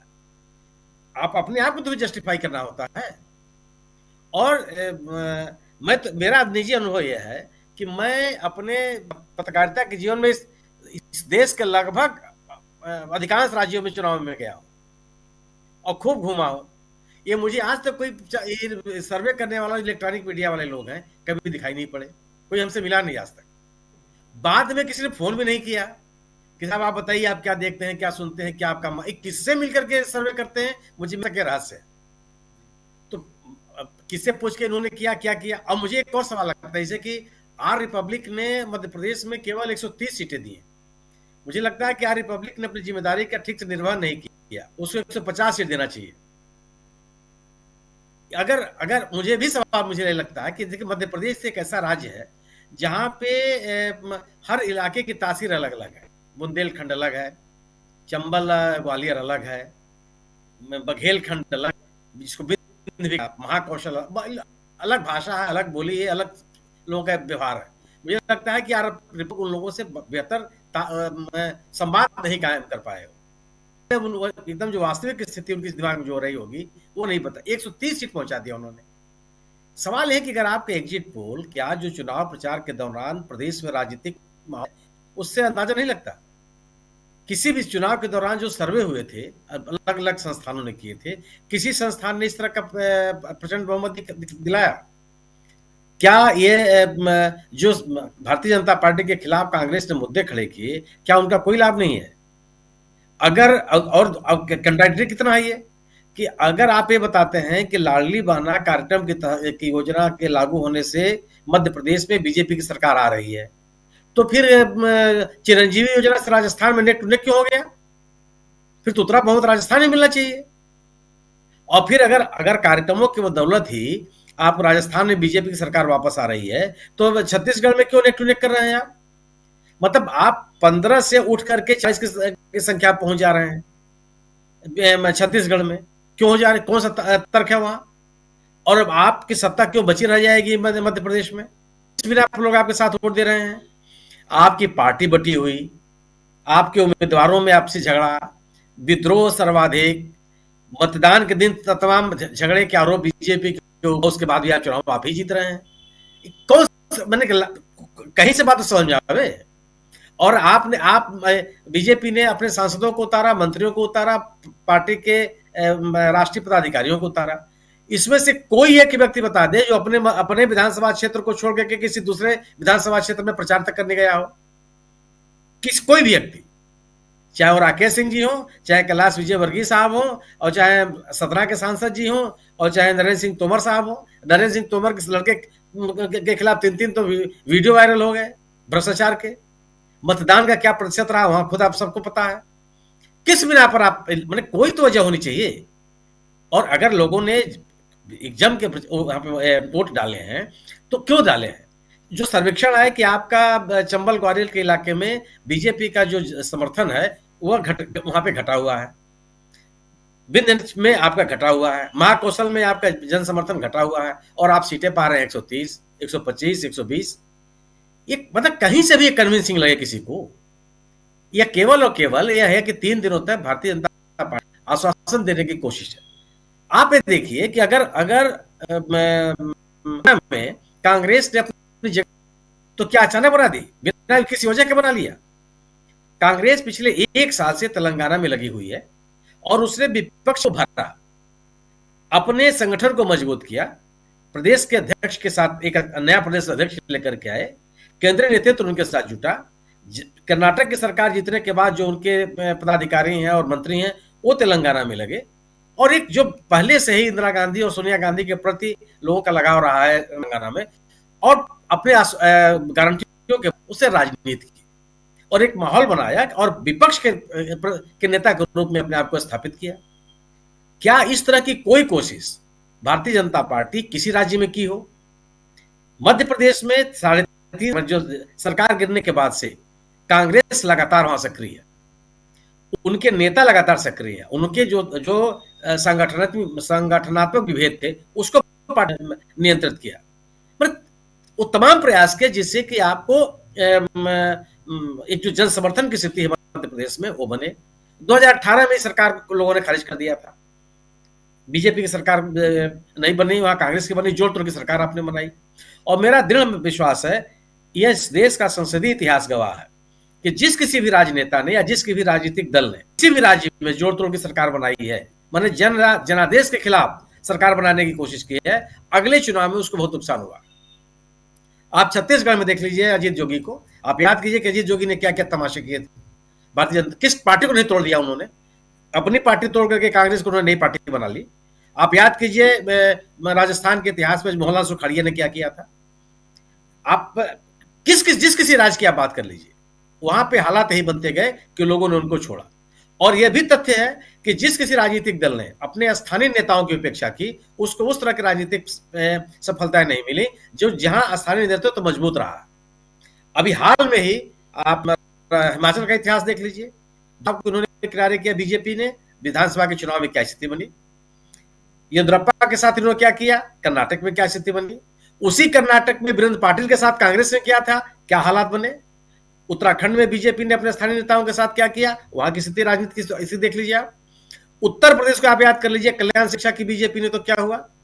आज आप मध्य प्रदेश में भी शिवराज सिंह चौहान को प्रोजेक्ट करने के लिए तैयार नहीं थे। आपने मोदी जी ने एक चिट्ठी लिखा कि मोदी के मन में पीएम के, एमपी के मन में मोदी, मोदी के मन में एमपी। कहीं भी आपने किसी अपने नेता को आगे नहीं रखा। तो आखिर जो स्थानीय जनता है किस बात के साथ कनेक्ट स्थापित करेगी, जिसे आप एग्जिट पोल इस तरह से दिखाई दे रहे, ये दिखा रहे हैं। जो ये एग्जिट पोल है, ये इसका केवल हम जिसे आप लोग बैठ करके चर्चा करें, ये गलत नहीं है। और अगर इस तरह का अगर आप सरकार में आ रहे होते हैं, वो सतह पर दिखाई पड़ता है। ध्रुवीकरण की आपकी राजनीति सफल नहीं हुई। जो लोगों का आपने आश्वासन दिया उसमें विश्वास का संकट था, संगठनात्मक झमेले अलग आपके पास थे। कहां से आपको कौन सी ऐसी वजह है? अगर बावजूद इसके समर्थन मिल रहा है तो जितने तरह की राजनीतिक व्याख्याएं हैं सब बेमानी है। कोई उसके ऊपर कोई भी चर्चा करने का कोई औचित्य नहीं रह जाता। और ये संभव नहीं है कि एक राज्य में अगर आप प्रचंड बहुमत दिखा रहे हैं बीजेपी को मध्य प्रदेश में, तो इन्हीं सर्वेक्षणकर्ताओं को उतना ही प्रचंड बहुमत की सरकार आपको बतानी पड़ेगी राजस्थान में। क्योंकि अगर अपने कार्यक्रमों के बोते शिवराज सिंह चौहान जीत रहे हैं, तो अपने कार्यक्रमों के बोते अशोक गहलोत क्यों नहीं जीत रहे हैं? कौन सी वजह मिल गई? वहां तो विद्रोह, अपनी पार्टी के विद्रोह को भी बहुत नियंत्रित कर लिया था। और क्या मुझे छत्तीसगढ़ क्या समझ में नहीं आता कि छत्तीसगढ़ में 15 से उठ कर गए आप सीधे 40-45 पे आ जाएंगे, नेक टू नेक हो जाएगा। जबकि प्रचार के दौरान बीजेपी कहीं दिख नहीं रही थी। यह जो आज का एग्जिट पोल है, हाँ ये जरूर है कि जो समाचार पत्रों ने एग्जिट पोल निकाले हैं, जैसे भास्कर ने निकाला है, देशबंधु ने निकाला है, और कुछ दक्षिण के अखबारों ने अपने लिए निकाला है, मुझे लगता है कि वह काफी हद तक सही है। उनपे एक तो उनका जो अखबार के लोगों का जो काम करने का अपना तरीका होता है, मुझे लगता है कि इलेक्ट्रॉनिक मीडिया की तुलना में समाचार पत्रों के सर्वेक्षणों को आप काफी हद तक एक तार्किक माना जा सकता है। लेकिन ये जो इलेक्ट्रॉनिक चैनल्स के हैं, और वो जो जिसकी बात हम लोग बार बार कर रहे हैं, इंडिया टुडे वाला जो वीडियो लीक हुआ, वो लीक नहीं है, वो प्रायोजित तरीके से जारी किया गया है। कहीं से भी लीकेज नहीं है कि आप उनकी बात को सुनिए, आप पूरी बात को सुनिए ना, कहीं से नहीं लगता कोई चीज छिपाना चाहते हो। वह एक विधिवत प्रायोजित तरीके से उन्होंने जारी किया है कि आप वो भी रहे, और उनके जो सर्वेक्षण के जो एग्जिट पोल के निर्णय हैं उनके ऊपर भी उसी लिहाज से चर्चा की जाए। तो मैं इसको 3 तारीख को रिजल्ट आएगा ही आएगा। जी बिल्कुल। 3 तारीख को रिजल्ट सामने होगा, लेकिन उससे पहले एग्जिट पोल पर बवाल क्यों मचा हुआ है, इसकी चर्चा हम कर रहे हैं। क्या एग्जिट पोल का राजनीतिकरण हो रहा है? क्या पत्रकार जो हैं वो अपनी विश्वसनीयता और खोने के लिए उस लाइन में खड़े हो गए हैं जिस लाइन में विश्वसनीयता नाम की चीज ही नहीं है, या कुछ और है? ये सब कुछ हम यहां जानने समझने की कोशिश कर रहे हैं इस कार्यक्रम के जरिए, न्यूज पॉइंट के जरिए, और साथ साथ ये कि इसका जो एग्जिट पोल में कुछ चीजें बढ़ा चढ़ा के दिखाई जाती हैं, क्यों दिखाई जाती हैं, उसके क्या मायने रखे होते हैं, वो सब यहां इस कार्यक्रम में हम समझ रहे हैं। और हमारे साथ यहां एक वरिष्ठ पत्रकारों का बड़ा सा पैनल मौजूद है, आप देख रहे हैं स्क्रीन पे, और सीधा आना चाहता हूं। जी जी जी बिल्कुल। लाडली बहना योजना पे जो इतना ज्यादा पीटा जा रहा है, ढोल पीटा जा रहा है, क्योंकि मैं वहां पे बड़ी महिलाओं से बात कर रहा था, उस योजना का थोड़ा खाली 2-3 खाली विशेषता बता देता हूँ। एक तो अविवाहित महिलाओं लड़कियों को नहीं मिल रहा, तो बहुत उन लोगों में एक अलग नाराजगी थी कि बाकियों को मिल रहा है, हम लोगों को आखिर भाई हम लोग क्या, हमारे मामा नहीं है शिवराज सिंह चौहान, उनकी नाराजगी अलग थी। यानी लगभग आप जोड़ लीजिए तो 30 वर्ष तक तो ऐसे ही गायब हो गई, जो अविवाहित लड़कियां गायब आ गई उसमें। दूसरी चीज़, जिनको वृद्धावस्था पेंशन मिल रहा है वो उसके दायरे में नहीं, वो जिनको विधवावस्था पेंशन मिल रहा है वो लाडली योजना के दायरे में नहीं। तो पूरे गणित अगर लगाइए, जो फिल्म में देख के मुझे समझ में आया कि 50% महिलाएं उसके लिए तकनीकी तौर पे योग्य हैं, यानी योग्य ही तकनीकी तौर पे 50% है। तो फिर उसका डिलीवरी भी देखिए। एक चीज़ मैं खाली एक ही चीज़ कहूँगा यहाँ पे कि जो डिलीवरी सिस्टम जिस तरह से हम लोगों ने देखा, चाहे वो राजस्थान का डिलीवरी सिस्टम हो, कर्नाटक का डिलीवरी सिस्टम हो, चाहे वो छत्तीसगढ़ का हो, वैसा डिलीवरी सिस्टम तो शिवराज सिंह चौहान जी का था भी नहीं। तो 50% महिलाओं को आप दे रहे हैं और उसमें भी अधिकांश के पास नहीं पहुंच रहा है, तो किसी के पास पहुंचना और किसी के पास नहीं पहुंचना। क्योंकि आप तेलंगाना में भी थे, तेलंगाना में बड़ी नाराजगी की स्थिति क्या थी, 2 BHK हाउस वाला जो एक वादा था वो, कि आपने बड़ा सा वादा कर दिया, हर किसी को लग रहा है कि उनको मकान मिल गया, हम ही को मकान नहीं मिला, दूसरे जिले में मिल गया, हमारे यहाँ नहीं मिला। तो ये हमें लग रहा है कि उसके तुलना में आप OPS देखिए, जो कांग्रेस की अन्य योजनाएं थी वो ज़्यादा भारी पड़ती हुई दिख रही है। तो इसलिए ये जो तमाम हम लगातार ये तर्क उठ रहे हैं कि एक जगह सामाजिक योजनाओं का लाभ मिलना है, कांग्रेस मध्य प्रदेश में मिल जाएगा वो लाभ और वहाँ पे प्रचंड बहुमत से सरकार बन जाएगी, और दूसरी जगह कांग्रेस की सरकारें हैं तो वहाँ पे तो योजनाएं भी विफल हो जाएंगी, वहाँ पे मोदी जी का मास्टर स्ट्रोक चल जाएगा। तो ये दोहरे मापदंड चलने वाले नहीं हैं। बिल्कुल दोहरे मापदंड चलने वाले नहीं हैं, लेकिन मध्य प्रदेश की चर्चा यहाँ इसलिए भी ज़रूरी है क्योंकि मध्य प्रदेश के अलग अलग आंकड़े आए हैं, उसमें से 3 ऐसे आंकड़े हैं जो लगभग बराबर हैं, और इसकी चर्चा अभी हमारे साथियों ने की भी। हम भी उसी बात को आगे बढ़ाते हैं। मध्य प्रदेश के बगल में छत्तीसगढ़ में बैठे हुए हैं हमारे साथी डॉक्टर दीपक पाचपोर जी। दीपक जी, क्या कुछ आपके पास खबरें हैं, और मध्य प्रदेश में जो कुछ हो रहा है या जो आंकड़े आए हैं, क्या रिजल्ट भी उसी तरफ जाता हुआ दिखाई दे रहा है या लोग कुछ और कह रहे हैं? देखिए, निश्चित रूप से जो आंकड़े हैं आश्चर्यकारी तो हैं ही, लेकिन मैं ये कहना चाहता हूं कि हिमाचल प्रदेश और कर्नाटक में भारतीय जनता पार्टी की हार के बाद भी EVM जो है, इलेक्ट्रॉनिक मशीन जो है, वोटिंग मशीन, अभी भी संदेह से वो परे नहीं है। और मुझे ऐसा लगता है कि इस तरीका के जो माहौल बनाया जा रहा है वो शायद इसलिए भी हो सकता है कि अगर नतीजों को प्रभावित कुछ दूसरे ढंग से किया जा सके तो उसके लिए एक गुंजाइश बनी रहे। वरना देखिए, अगर बहुत देसी नुस्खा हम अपनाएं ये जानने के लिए कि इनके पोल्स जो है, एग्जिट पोल जो है, कितने सही हैं कितने गलत हैं, तो जिन जिन लोगों ने यहाँ पे भारतीय जनता पार्टी की सरकार बनती हुई दिखाई दी है, खासकर जो हम ज्यादा चर्चा करें राजस्थान और मध्य प्रदेश की, इन चुनावों का कवरेज इन अखबारों ने और इन इलेक्ट्रॉनिक मीडिया ने पिछले दौरान कैसा किया है, उसी से पता चल जाएगा कि उनका इंक्लिनेशन किधर है। और आप गहराई से जाना चाहें तो और गहराई में जाइए कि पिछले 10 सालों में उनका क्या रुख रहा है, किस पार्टी के लिए उन्होंने एक तरह से अपना घोषित समर्थन किस का दिया है। मतलब इनमें से एक ऐसा भी अखबार है, राजीव जी, मैं नाम नहीं लूंगा, लेकिन जिस दिन राहुल गांधी ने 30 जनवरी को श्रीनगर में झंडा फहराया था, तो वो खबर जो थी इन लोगों के 8वें नंबर पेज पर और एक सिंगल कॉलम में थी। तो आप इससे समझ सकते हैं कि किस प्रकार से वो कांग्रेस को जीतता हुआ दिखा सकते हैं। जो प्रत्यक्ष रूप से नजर आ रहा है, पूरे सड़कों पे नजर आ रहा है, पिछले 1.5 महीने से 2 महीने से हम देख रहे हैं, इसके रैलियों में लोग जा रहे हैं, किनके में नहीं जा रहे हैं।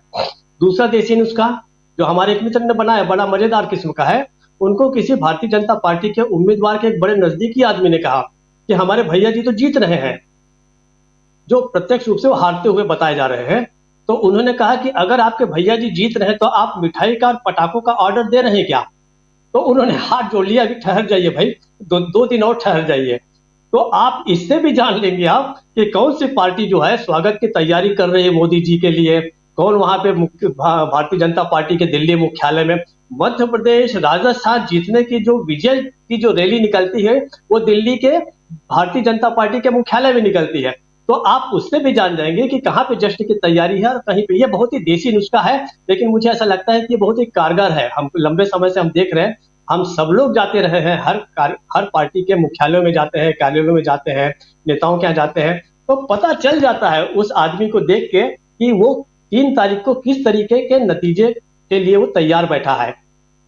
मीडिया हाउस हो, एग्जिट पोल करने वाले हो, ओपिनियन पोल करने वाले हो, लेकिन सबसे ज्यादा जानकारी अगर कोई रखता है तो खुद पार्टी रखती है और वो उम्मीदवार रखता है। तो ऐसा कोई उत्साह जो है आप देखिए इन दोनों राज्यों में कम से कम मुझे तो नजर नहीं आ रहा है। छत्तीसगढ़ की बात है तो देखिए, छत्तीसगढ़ में तो आप इसके नहीं दिखा सकते कांग्रेस की सरकार बनती हुई कि कुछ ज्यादा ही हो जाता, वरना इनका बस चले तो तेलंगाना में भी दिखा दें।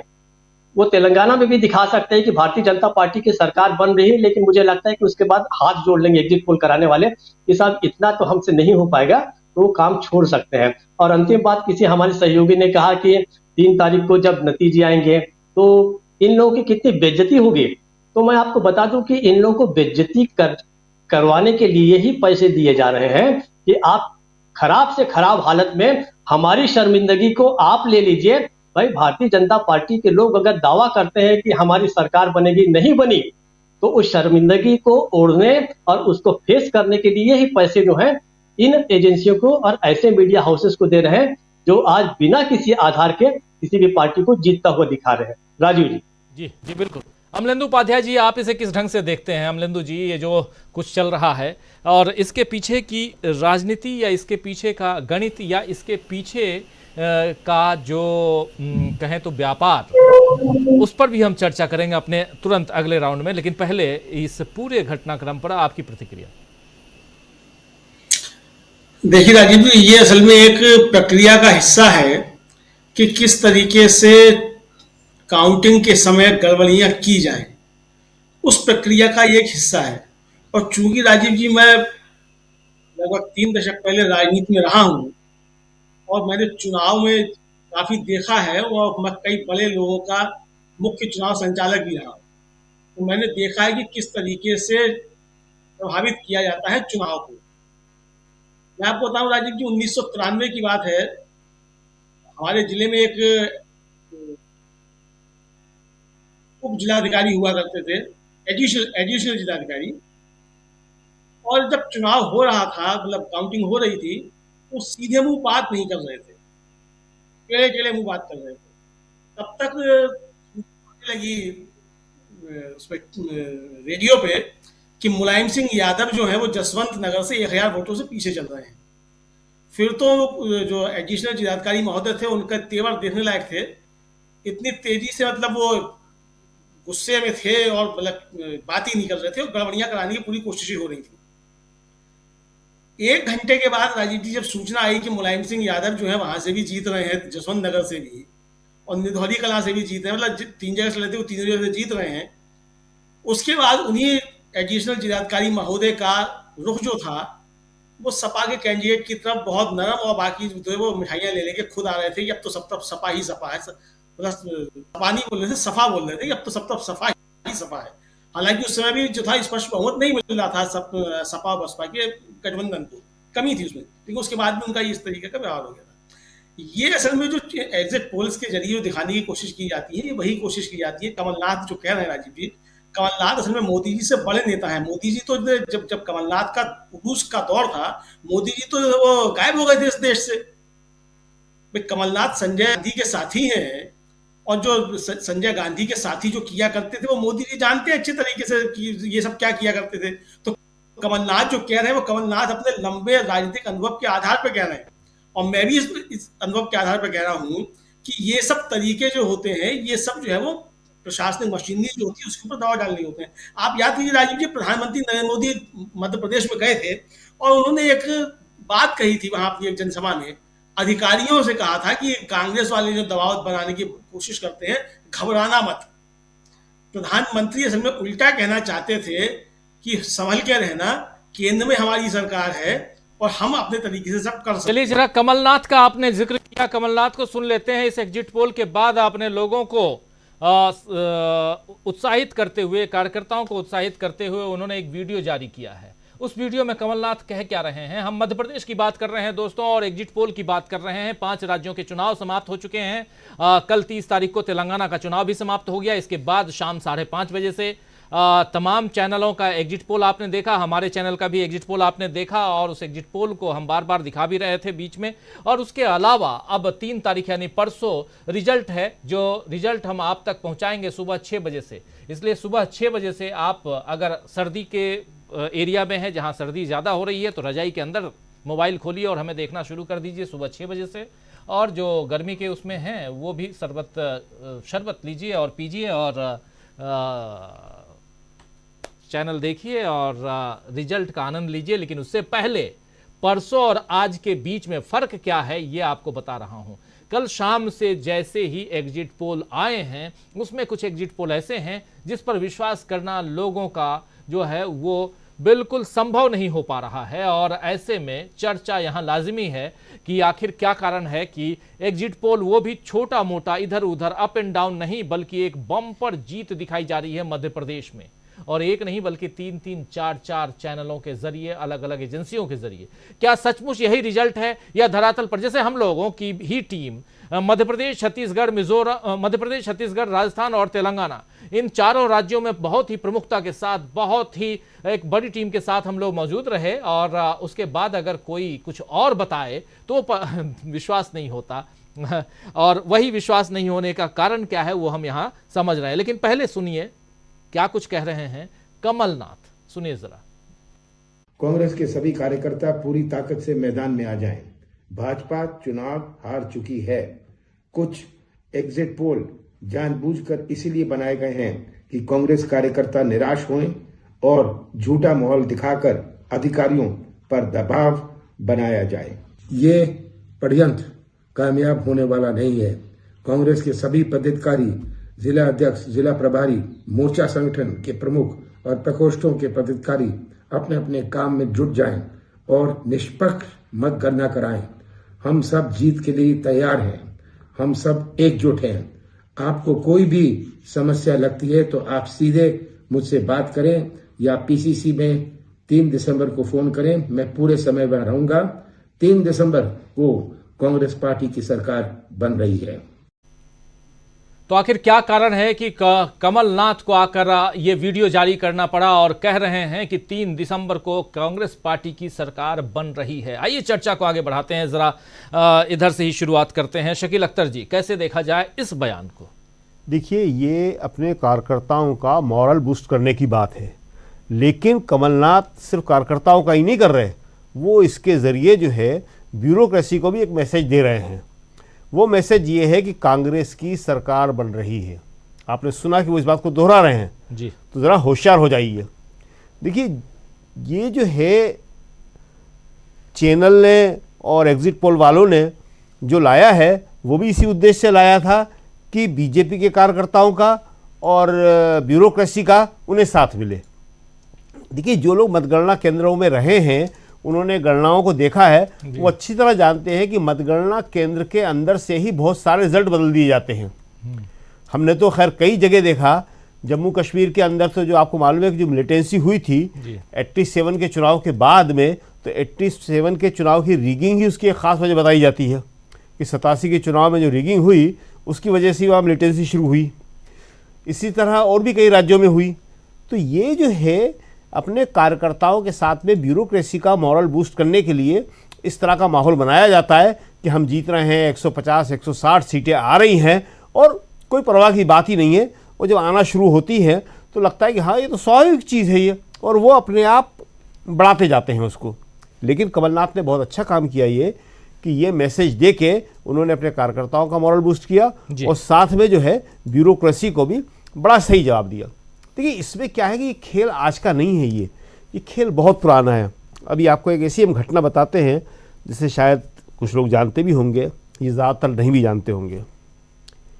एक बड़ा अखबार जी, जो उस राज्य का है जहां अभी चुनाव हो रहे हैं, उसके प्रधान संपादक जी पूरे राज्य का दौरा किया उन्होंने, 80 के दशक की बात है ये, जी। और लिखा कि सब जगह जो है जनता पार्टी जीत रही है। बड़ा ज़बरदस्त नतीजे आए, कांग्रेस जीत गई। तो उन्होंने अखबार के मुख्य पृष्ठ पे, अगर आप लोग चाहेंगे तो वो भी हम ला के दे सकते हैं, दिखा सकते हैं, हाथ जोड़ के माफ़ी मांगी अपनी गलती के लिए। वो अखबार मध्य प्रदेश में भी है, वो अखबार राजस्थान में भी है जी। तो क्यों कर रहे थे वो ऐसा? वो इसलिए कर रहे थे कि शायद मेरे इस तरह से लिखने से मैं हर जगह बीजेपी को जिताता जा, बीजेपी नहीं थी उन्होंने, जनता पार्टी थी, जिताता जा रहा हूँ, उसी टाइम बनी थी शायद, तो कार्यकर्ताओं में उत्साह आए, जनता को लगे कि जीत रहे हैं तो चलो हम भी वोट दे आते हैं, तो ये हो जाता है। तो ये ऐसी बहुत सारी चीज़ें होती हैं जिसे टैक्टिक्स कहते हैं, जो राजनीतिक पार्टियां अपनाती हैं और जिसका पार्ट और शिकार जो है मीडिया भी बन जाता है। कई बार जाने अनजाने में बनता है और कई बार अनजाने ही बन जाता है, उसको पता ही नहीं चलता कि उसके साथ जो है क्या हो रहा था। अब एक घटनाओं की जब बात हो रही है तो एक घटना और आपको ऐसी बताते हैं जिसपे भी शायद किसी को यकीन नहीं हो, वो वीडियो भी हम शायद से मिल जाएगा, देख के दिखा सकते हैं अभी जी। वीडियो किस तरह बनते हैं? वीडियो किसी का भी कभी भी बन सकता है, वो खुद बनवाए या दूसरा बनवाए। कांग्रेस के एक बड़े नेता का वीडियो गहलोत के बारे में बात करते हुए बन गया सर। वो गहलोत के बारे में सामान्य भाषण दे रहे थे, ऐसा कुछ खास नहीं था जो दिया जाता है, जो बोला जाता है, आमतौर पे हम लोग बात करते हैं। और जब उन्होंने अपनी बात पूरी करी तो हम दे रहे हैं एक भाषण, तो साहब किसी ने उसको ऐसी जगह से काट किया, उनके ऑफिस के अंदर जहाँ क्लर्क वगैरह बैठते हैं, कोई ऐसी जगह नहीं थी, और कुछ दिनों में आ गया वो, और बड़े परेशान हुए। हमने परेशान होने की क्या बात है इसमें? ना आपने ऐसा कुछ कहा, ना हमने ऐसा कुछ कहा, ना हम ऐसा कभी कुछ कहते हैं, और ना आप पब्लिक भी ऐसा कुछ कहते हैं। बड़ी सामान्य किस्म की बातें हैं, ये सब हम 50 बार अखबारों में लिख चुके हैं, 50 इसके ट्वीट कर, देखा था ना, 50 इसके अब ट्वीट कर चुके हैं, और यही फिर कर देंगे। और हमने लिखा कि ये बनाने वाले, वीडियो बनाने वाले, हमारा इंटरव्यू करो, हम यही सब बातें फिर बोलेंगे, इसमें क्या। तो ये सब चीज़ें जो हैं अब चुके हुए कारतूस हो गए हैं, इनका कोई असर होने वाला नहीं है। किसी ने कोशिश करी तो वो असफल है। 3 तारीख को ये अपने आप मालूम पड़ जाएगा कि जनता ने क्या चुना था और जनता क्या चाह रही है। ये जो घटना है आज भी लोग याद करते हैं, जो हमने बताया ना, प्रधान संपादक जी, बहुत बड़ा अखबार है, हिंदुस्तान के सबसे बड़े ग्रुपों में आता है, वो हाथ जोड़ के पेज में माफ़ी मांग रहे हैं। बिल्कुल, गलती मारे से हो गई गलती मारे से हो गई। तो ये बहुत सारी चीज़ें हैं जो हम बता रहे हैं आपको कि ब्यूरोक्रेसी 1000, 2000, 5000 वोट ऐसे ही करवा लेती थी, और ये सब हमने अपनी आंखों से देखा है। जो हम कश्मीर का उदाहरण बता रहे हैं, बिहार के चुनावों में हमने देखा, बिहार के पिछले चुनावों में जो मार्जिन के जितनी सीटें थी वो सब तेजस्वी की हरवाई गई जी, सारी सीट हरवाई गई, वहाँ पे हर जगह रिकाउंटिंग हुई गई।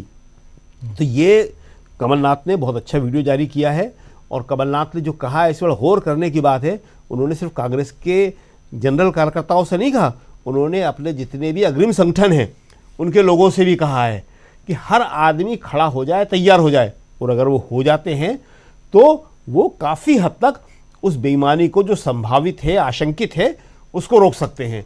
और एक बात और यहाँ पे हम कह दें कि ये जो कमलनाथ जी कह रहे हैं, इसको थोड़ा सा उन्होंने कहा कि मैं कंट्रोल रूम में रहूँगा, उस दिन पीसीसी में रहूँगा, इसको थोड़ा और अच्छी तरह से हर पार्टी को वहाँ देखना चाहिए, हर राज्य में देखना चाहिए इन लोगों को, मध्य प्रदेश में भी, राजस्थान में भी, सब जगह देखना चाहिए कि कहीं पे भी एक वोट की भी गड़बड़ी नहीं होने पाई। जिसे रिगिंग कहते हैं, धांधली कहते हैं, धांधली जो है वो नहीं होने पाए।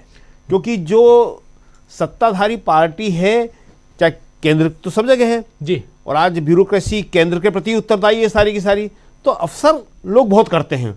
तो अफसरों को सीधा मैसेज जाना चाहिए कि जो भी पकड़ा जाएगा उसको सजा मिलेगी। बिल्कुल, ये होना चाहिए। लेकिन क्या ऐसा होता है? लेकिन हो ना हो, यहाँ मामला ऐसा है कि सजग रहने की ज़रूरत है। कितनी सजग कांग्रेस है मध्य प्रदेश को लेकर, या छत्तीसगढ़ को लेकर, या बाकी तीनों राज्यों को लेकर, ये तो आने वाला वक्त बताएगा। चर्चा हम कर रहे हैं एग्जिट पोल के बाद से जो बवाल मचा हुआ है, और ख़ासकर मध्य प्रदेश में जो एग्जिट पोल आया है मध्य प्रदेश को लेकर के, उस पर लोगों का विश्वास क्यों नहीं हो पा रहा है, और ऐसी बहुत सारी बातें ज़रा आपसे समझना चाहता हूँ प्रोफेसर रविकांत जी, कि आखिर ये विश्वास क्यों नहीं हो पा रहा है, और क्यों ऐसा करवाया जाता है? अगर करवाया जा रहा है तो क्यों ऐसा करवाया जाता है? इससे राजनीतिक दलों को क्या फायदा है? जरा आपका विश्लेषण। देखिए, इसके पहले राजनीतिक दलों ने इस तरह का इतना बड़ा खेल तो नहीं किया होगा। इसमें कोई तो नहीं कि चुनाव में ये सब चीजें होती रही हैं। जब पोस्टल बैलेट था तब भी जब वो तब भी होता रहा। ईवीएम में भी थोड़ा बहुत छेड़छाड़ हो सकती है, लेकिन वो बहुत छोटे स्तर पर। ये जो आया है, वो मैंने आपको कहा ना कि 3 चैनल का सर्वे लगभग एक ही तरह का, वही राजस्थान में भी है। तो ये पूरे तरीके से आंखों में धूल झोंकना और फिर खेल कर लेना। कमलनाथ जी का जो ये वीडियो आया है, मुझे लगता है कि वो इस खेल को समझ गए और उन्होंने वो मैसेज दिया कि कांग्रेसी कार्यकर्ताओं को कहीं मनोबल न टूट जाए। और कई बार ये होता है, जब काउंटिंग होती है 12-2 बजे तक, जब स्लो काउंटिंग कराई जाती है, ये भी हम लोगों ने पिछले दिनों देखा, तो जो बहुत कम मार्जिन से सीटों में जीत हार का अंतर होता है, वहां खेल कर लिया जाता है। 2022 के उत्तर प्रदेश के चुनाव में मैंने देखा कि करीब 10-12 सीटों पर खेल बड़े आसानी से कर लिया गया।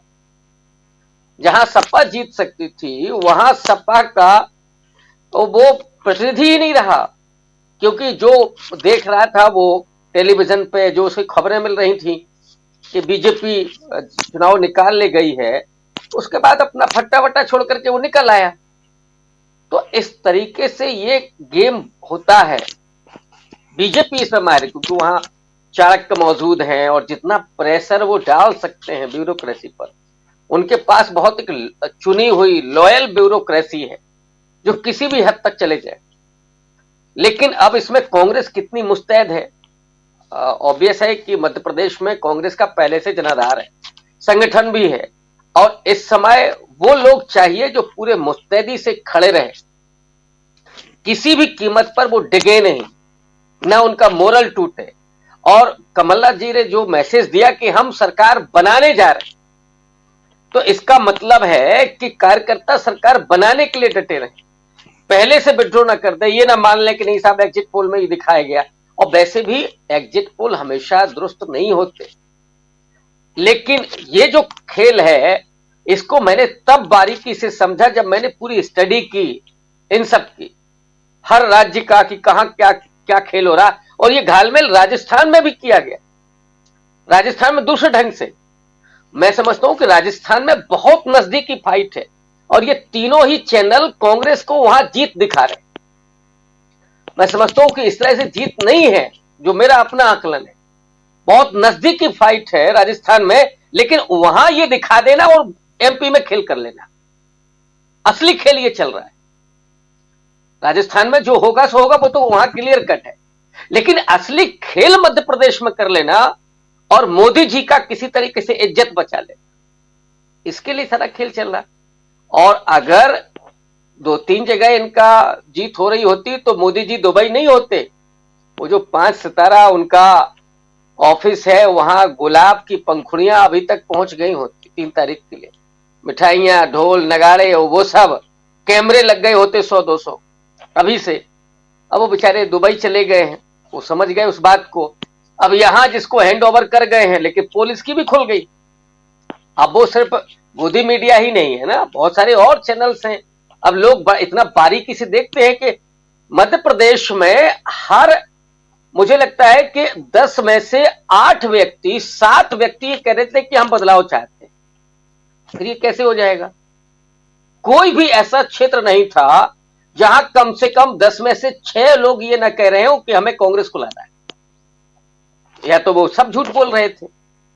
ये संभावना नहीं है। इसलिए मैं कह रहा हूं कि अब साजिश तो बहुत लंबी रची गई है, लेकिन वो एक्सपोज हो गई। जितना ज्यादा उन्होंने खेल करने की कोशिश की कि वीडियो जारी कर दिया जाए, तो उससे वो यहां लोगों ने पकड़ लिया। अब मोदी जी पर भरोसा नहीं रहा ना लोगों का। वो लोग जानते हैं कि कुछ भी हो सकता है, तो हर आदमी अलर्ट है, हर आदमी उसका विश्लेषण कर रहा है, उसको स्टडी कर रहा है, देख रहा है, समझ रहा है। और मध्य प्रदेश की जनता भी जानती होगी, तो कहा गया कि लाडली बहना को लेकर के बहुत ज्यादा महिलाओं की लंबी कतारें थी। तो वो कतारें सिर्फ लाडली बहना, यहां भी तो कांग्रेस पार्टी ने जो गारंटी की है उसका भी असर हो सकता है, और वो होगा तो ये जो दिखा रहे हैं ये आंकड़ा कांग्रेस पार्टी का हो सकता है। इसलिए मुझे लगता है कि वो खेल करने की कोशिश तो हुई थी, लेकिन पकड़े गए और इसलिए वो एक्सपोज हो गए। अब वही नतीजा आएगा जो आना है, अब खेल करने में वो कामयाब नहीं होंगे।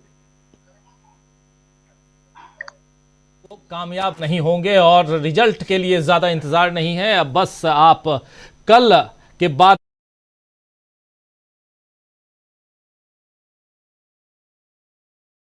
मामला कहां का, मिजोरम में मतगणना की तारीख में हुआ बदलाव। ये देखिए बड़ी खबर आप तक हम पहुंचा रहे हैं। मिजोरम में मतगणना की तारीख में अब बदलाव हो गया है। अब 4 दिसंबर को मिजोरम में मतगणना होगी, यानी कि अब 3 ही नहीं बल्कि 4 दिसंबर को भी हम लोगों को काम करना होगा। राज्य की 40 सीटों पर 7 नवंबर को वोटिंग हुई थी मिजोरम में, और अब मिजोरम में मतगणना की तारीख में बदलाव हो गया है। क्यों बदलाव हुआ है ये भी हम आप तक पहुंचाएंगे, लेकिन सबसे बड़ी खबर इस वक्त यही कि अब मिजोरम में मतगणना 3 नहीं बल्कि 4 दिसंबर को होगी। काउंटिंग 4 दिसंबर को मिजोरम में, लेकिन बाकी 4 राज्यों में 3 दिसंबर को काउंटिंग है। वोटिंग हो चुकी है और काउंटिंग मिजोरम में 4 दिसंबर को है। मतगणना की तारीख में बदलाव, ये बहुत बड़ी खबर आप तक हम पहुंचा रहे हैं इस वक्त। मिजोरम में अब 4 दिसंबर को मतगणना होगी। चलिए आगे बढ़ते हैं और इस चर्चा को अब समापन की ओर ले चलते हैं। हमारे साथ ही कुछ और हैं जिनसे उनके विचारों को हम सुनना जरूर चाहेंगे। प्रशांत टंडन जी, कैसे देखते हैं आप? मिजोरम को भी देखा जाए और उस बीच हम चर्चा एग्जिट पोल पर बवाल की भी कर रहे हैं। आपके क्या टेक हैं इन दोनों पे? देखिए, मिजोरम का जो आपने ब्रेकिंग न्यूज दिया है अभी, ये उस शक को और पुख्ता करता है कि इलेक्शन कमीशन भी इसमें उसका जो रोल है वो क्वेश्चनेबल है इस पूरे प्रकरण में। और जैसा मैंने पहले कहा था कि इलेक्शन कमीशन की विश्वसनीयता जब से इलेक्शन कमीशन कायम हुआ है और पिछले हाल के 2-3 दशकों में सबसे नीचे है। ये एक पॉलिटिकल पार्टी की तरह बिहेव कर रहे हैं।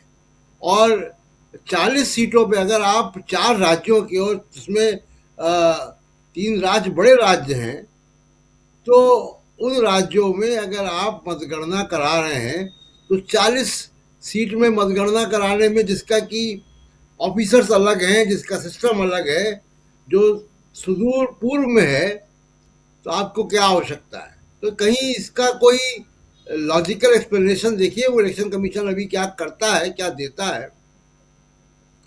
और ऐसा भी नहीं कि आज के ज़माने में इतनी सड़कों की सुविधा और हेलीकॉप्टर्स और सारे कुछ हैं यातायात के साधन, और उसमें ईवीएम की मशीन काउंटिंग सेंटर्स तक ना पहुंच पाए। और 40 सीटों में हमने देखा है कि जब खच्चर के ऊपर भी अगर बैलेट बॉक्स जाते थे तो भी काउंटिंग जो है वो टाइम पे होती थी। बहुत सी जगह ऊंट पे और खच्चर पे भी बैलेट बॉक्स जाते थे एक ज़माने में। तो इलेक्शन कमीशन को बार बार साबित करना पड़ेगा कि वो निष्पक्ष है। और दूसरी बात देखिए, रविकांत जी की बात से मैं सहमत हूँ कि एक साजिश थी जो एक्सपोज हो गई।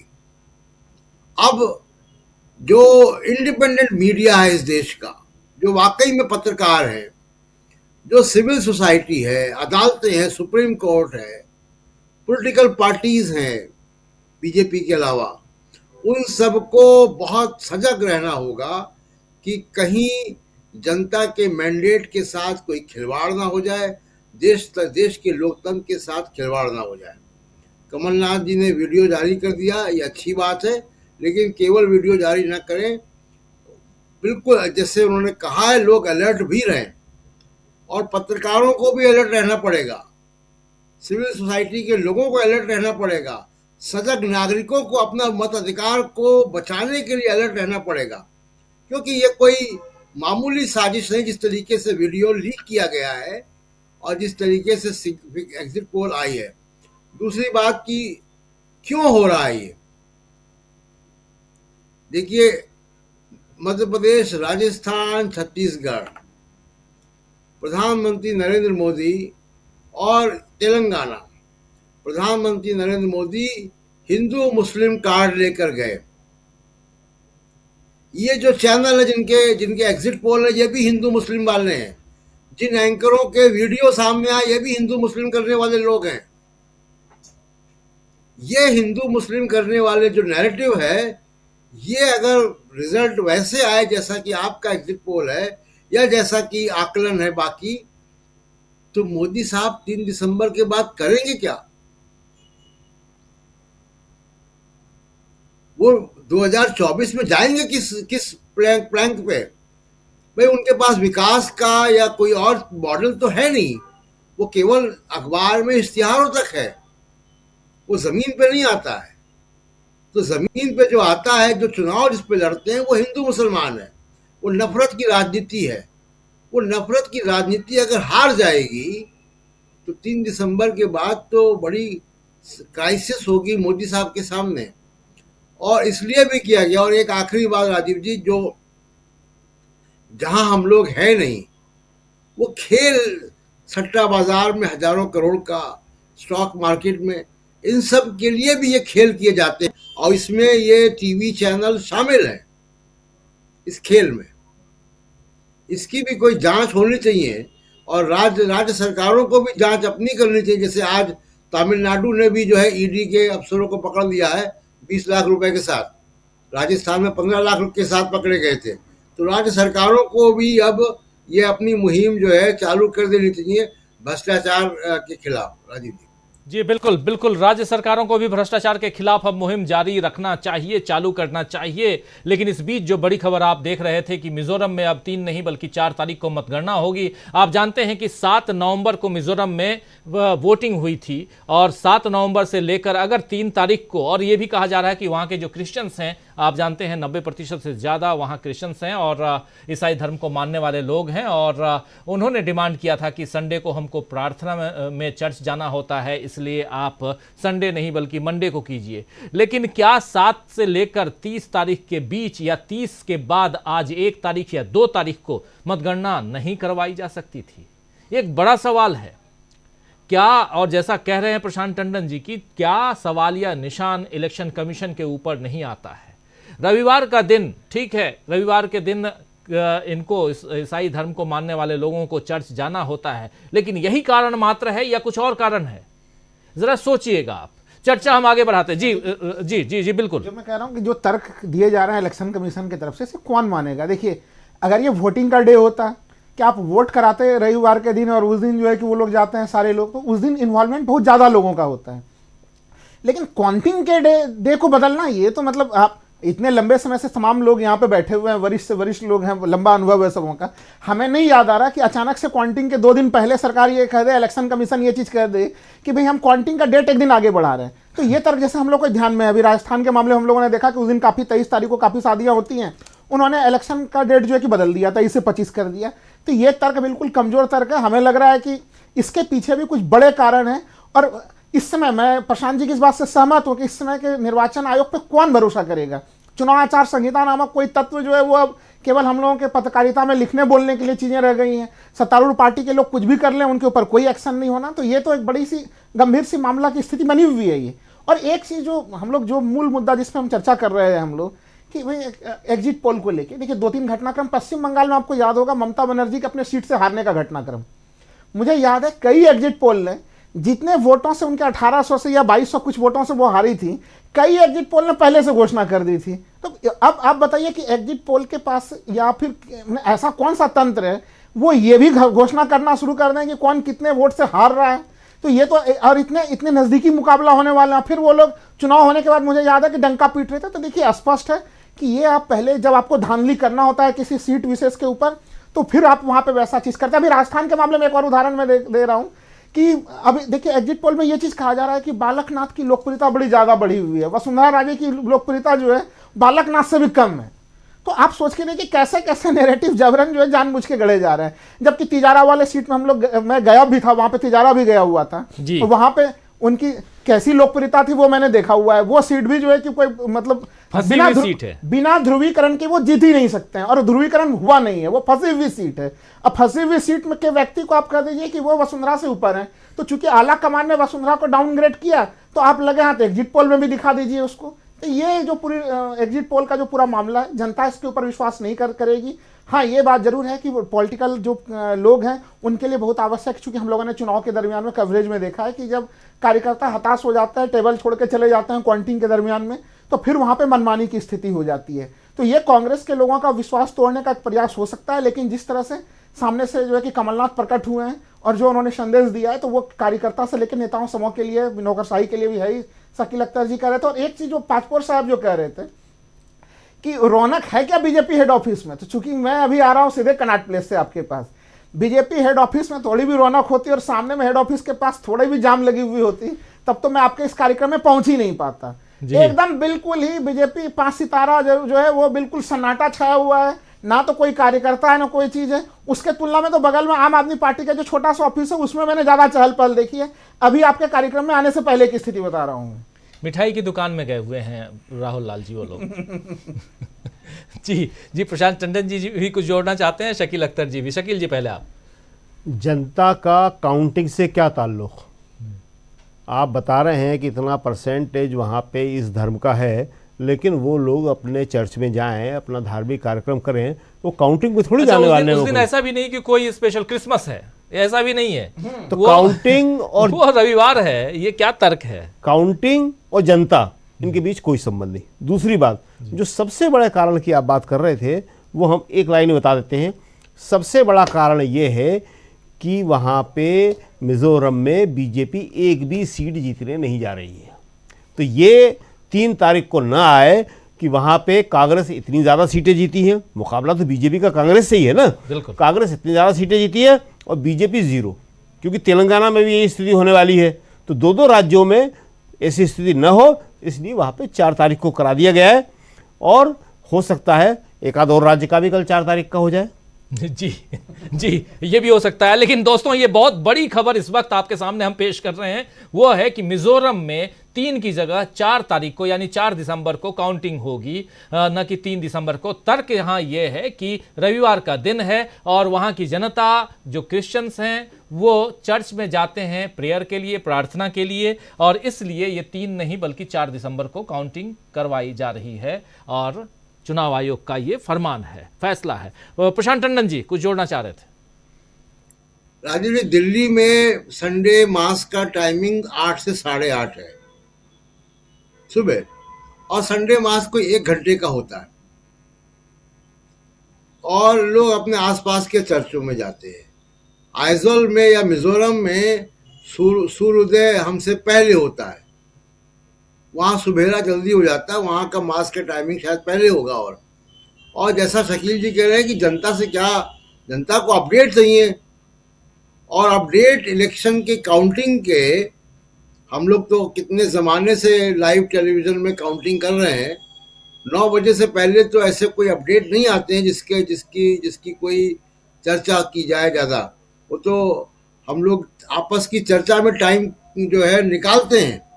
9 बजे वो पोस्टल बैलेट काउंट होते हैं, बक्से या ईवीएम खुलती है। तो ये तर्क हजम करने लायक नहीं है।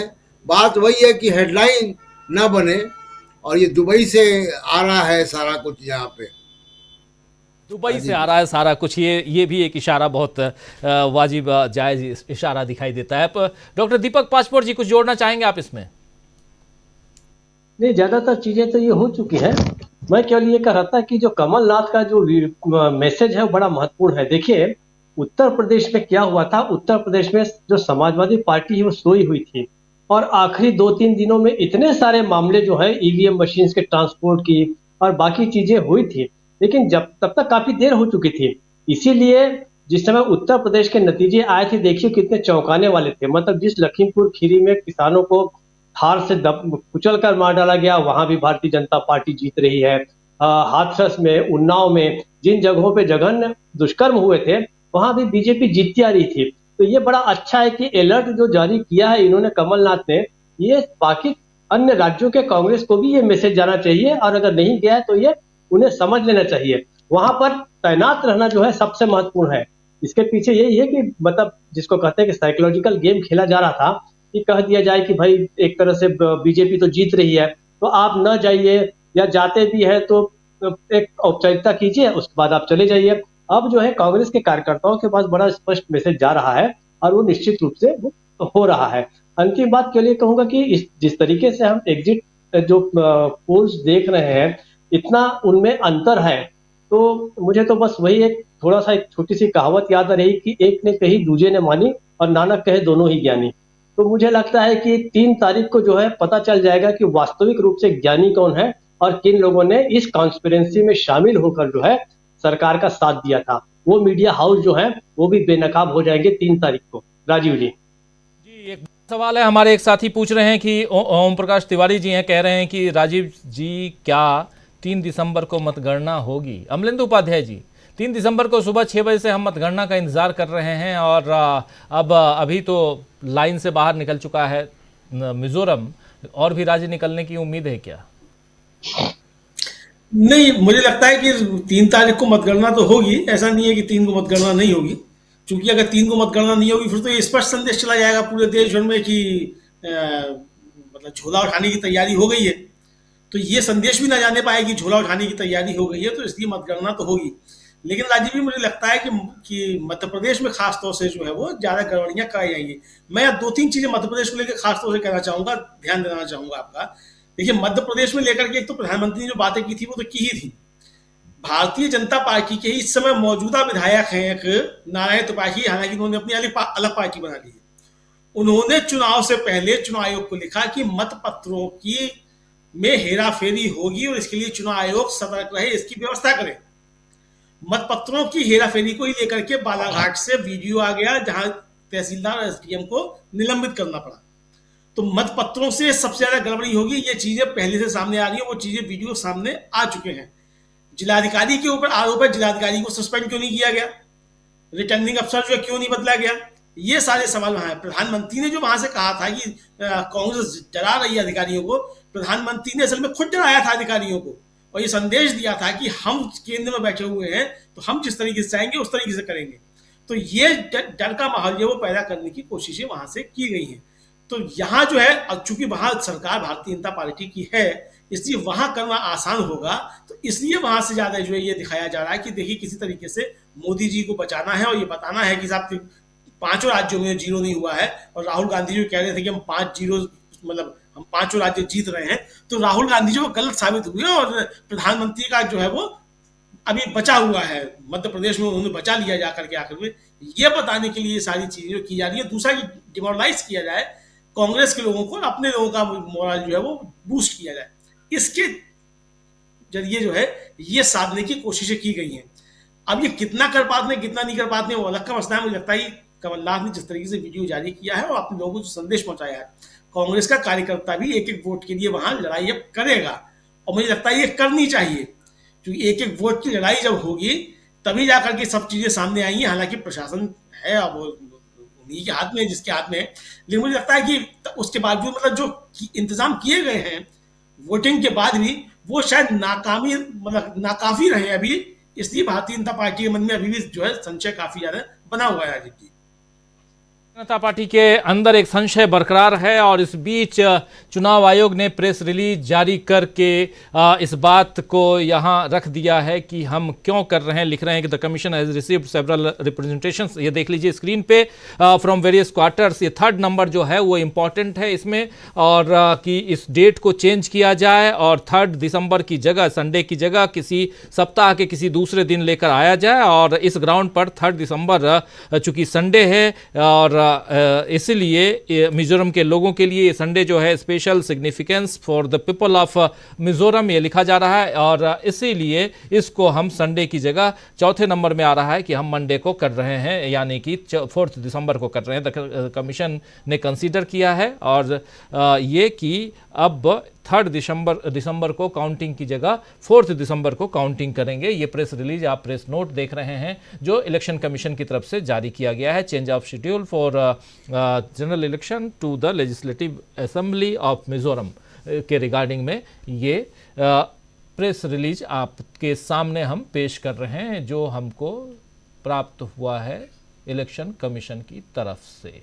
तो ये आप खबर से देख रहे थे, स्पेशल खबर। हम बात कर रहे थे ईवीएम से लेकर बैलेट पेपर से होते हुए एग्जिट पोल तक, और चुनाव की प्रक्रिया समाप्त हो चुकी है, लेकिन काउंटिंग की प्रक्रिया अभी बाकी है। और उससे पहले एग्जिट पोल और एग्जिट पोल पर बवाल क्यों मचा हुआ है, इन सब पर हम चर्चा कर रहे थे। और इसी बीच खबर यह आई कि अब आपको साहब 3 तारीख को ही नहीं बल्कि 4 तारीख को भी सुबह से बैठना होगा, तो हम लोगों को भी कमर कसना होगा और इस कार्यक्रम को अब समाप्त करने की इजाज़त चाहिए होगी। तो बहुत बहुत शुक्रिया अदा करता हूं राहुल लाल जी आपका, शकील अख्तर साहब आपका, प्रशांत टंडन जी आपका बहुत शुक्रिया, अमलेंदु उपाध्याय जी, दीपक पाचपोर जी, साथ में जुड़े थे हमारे 3 और साथी प्रोफेसर रविकांत जी, सुनील शुक्ला जी और मीनू जैन जी।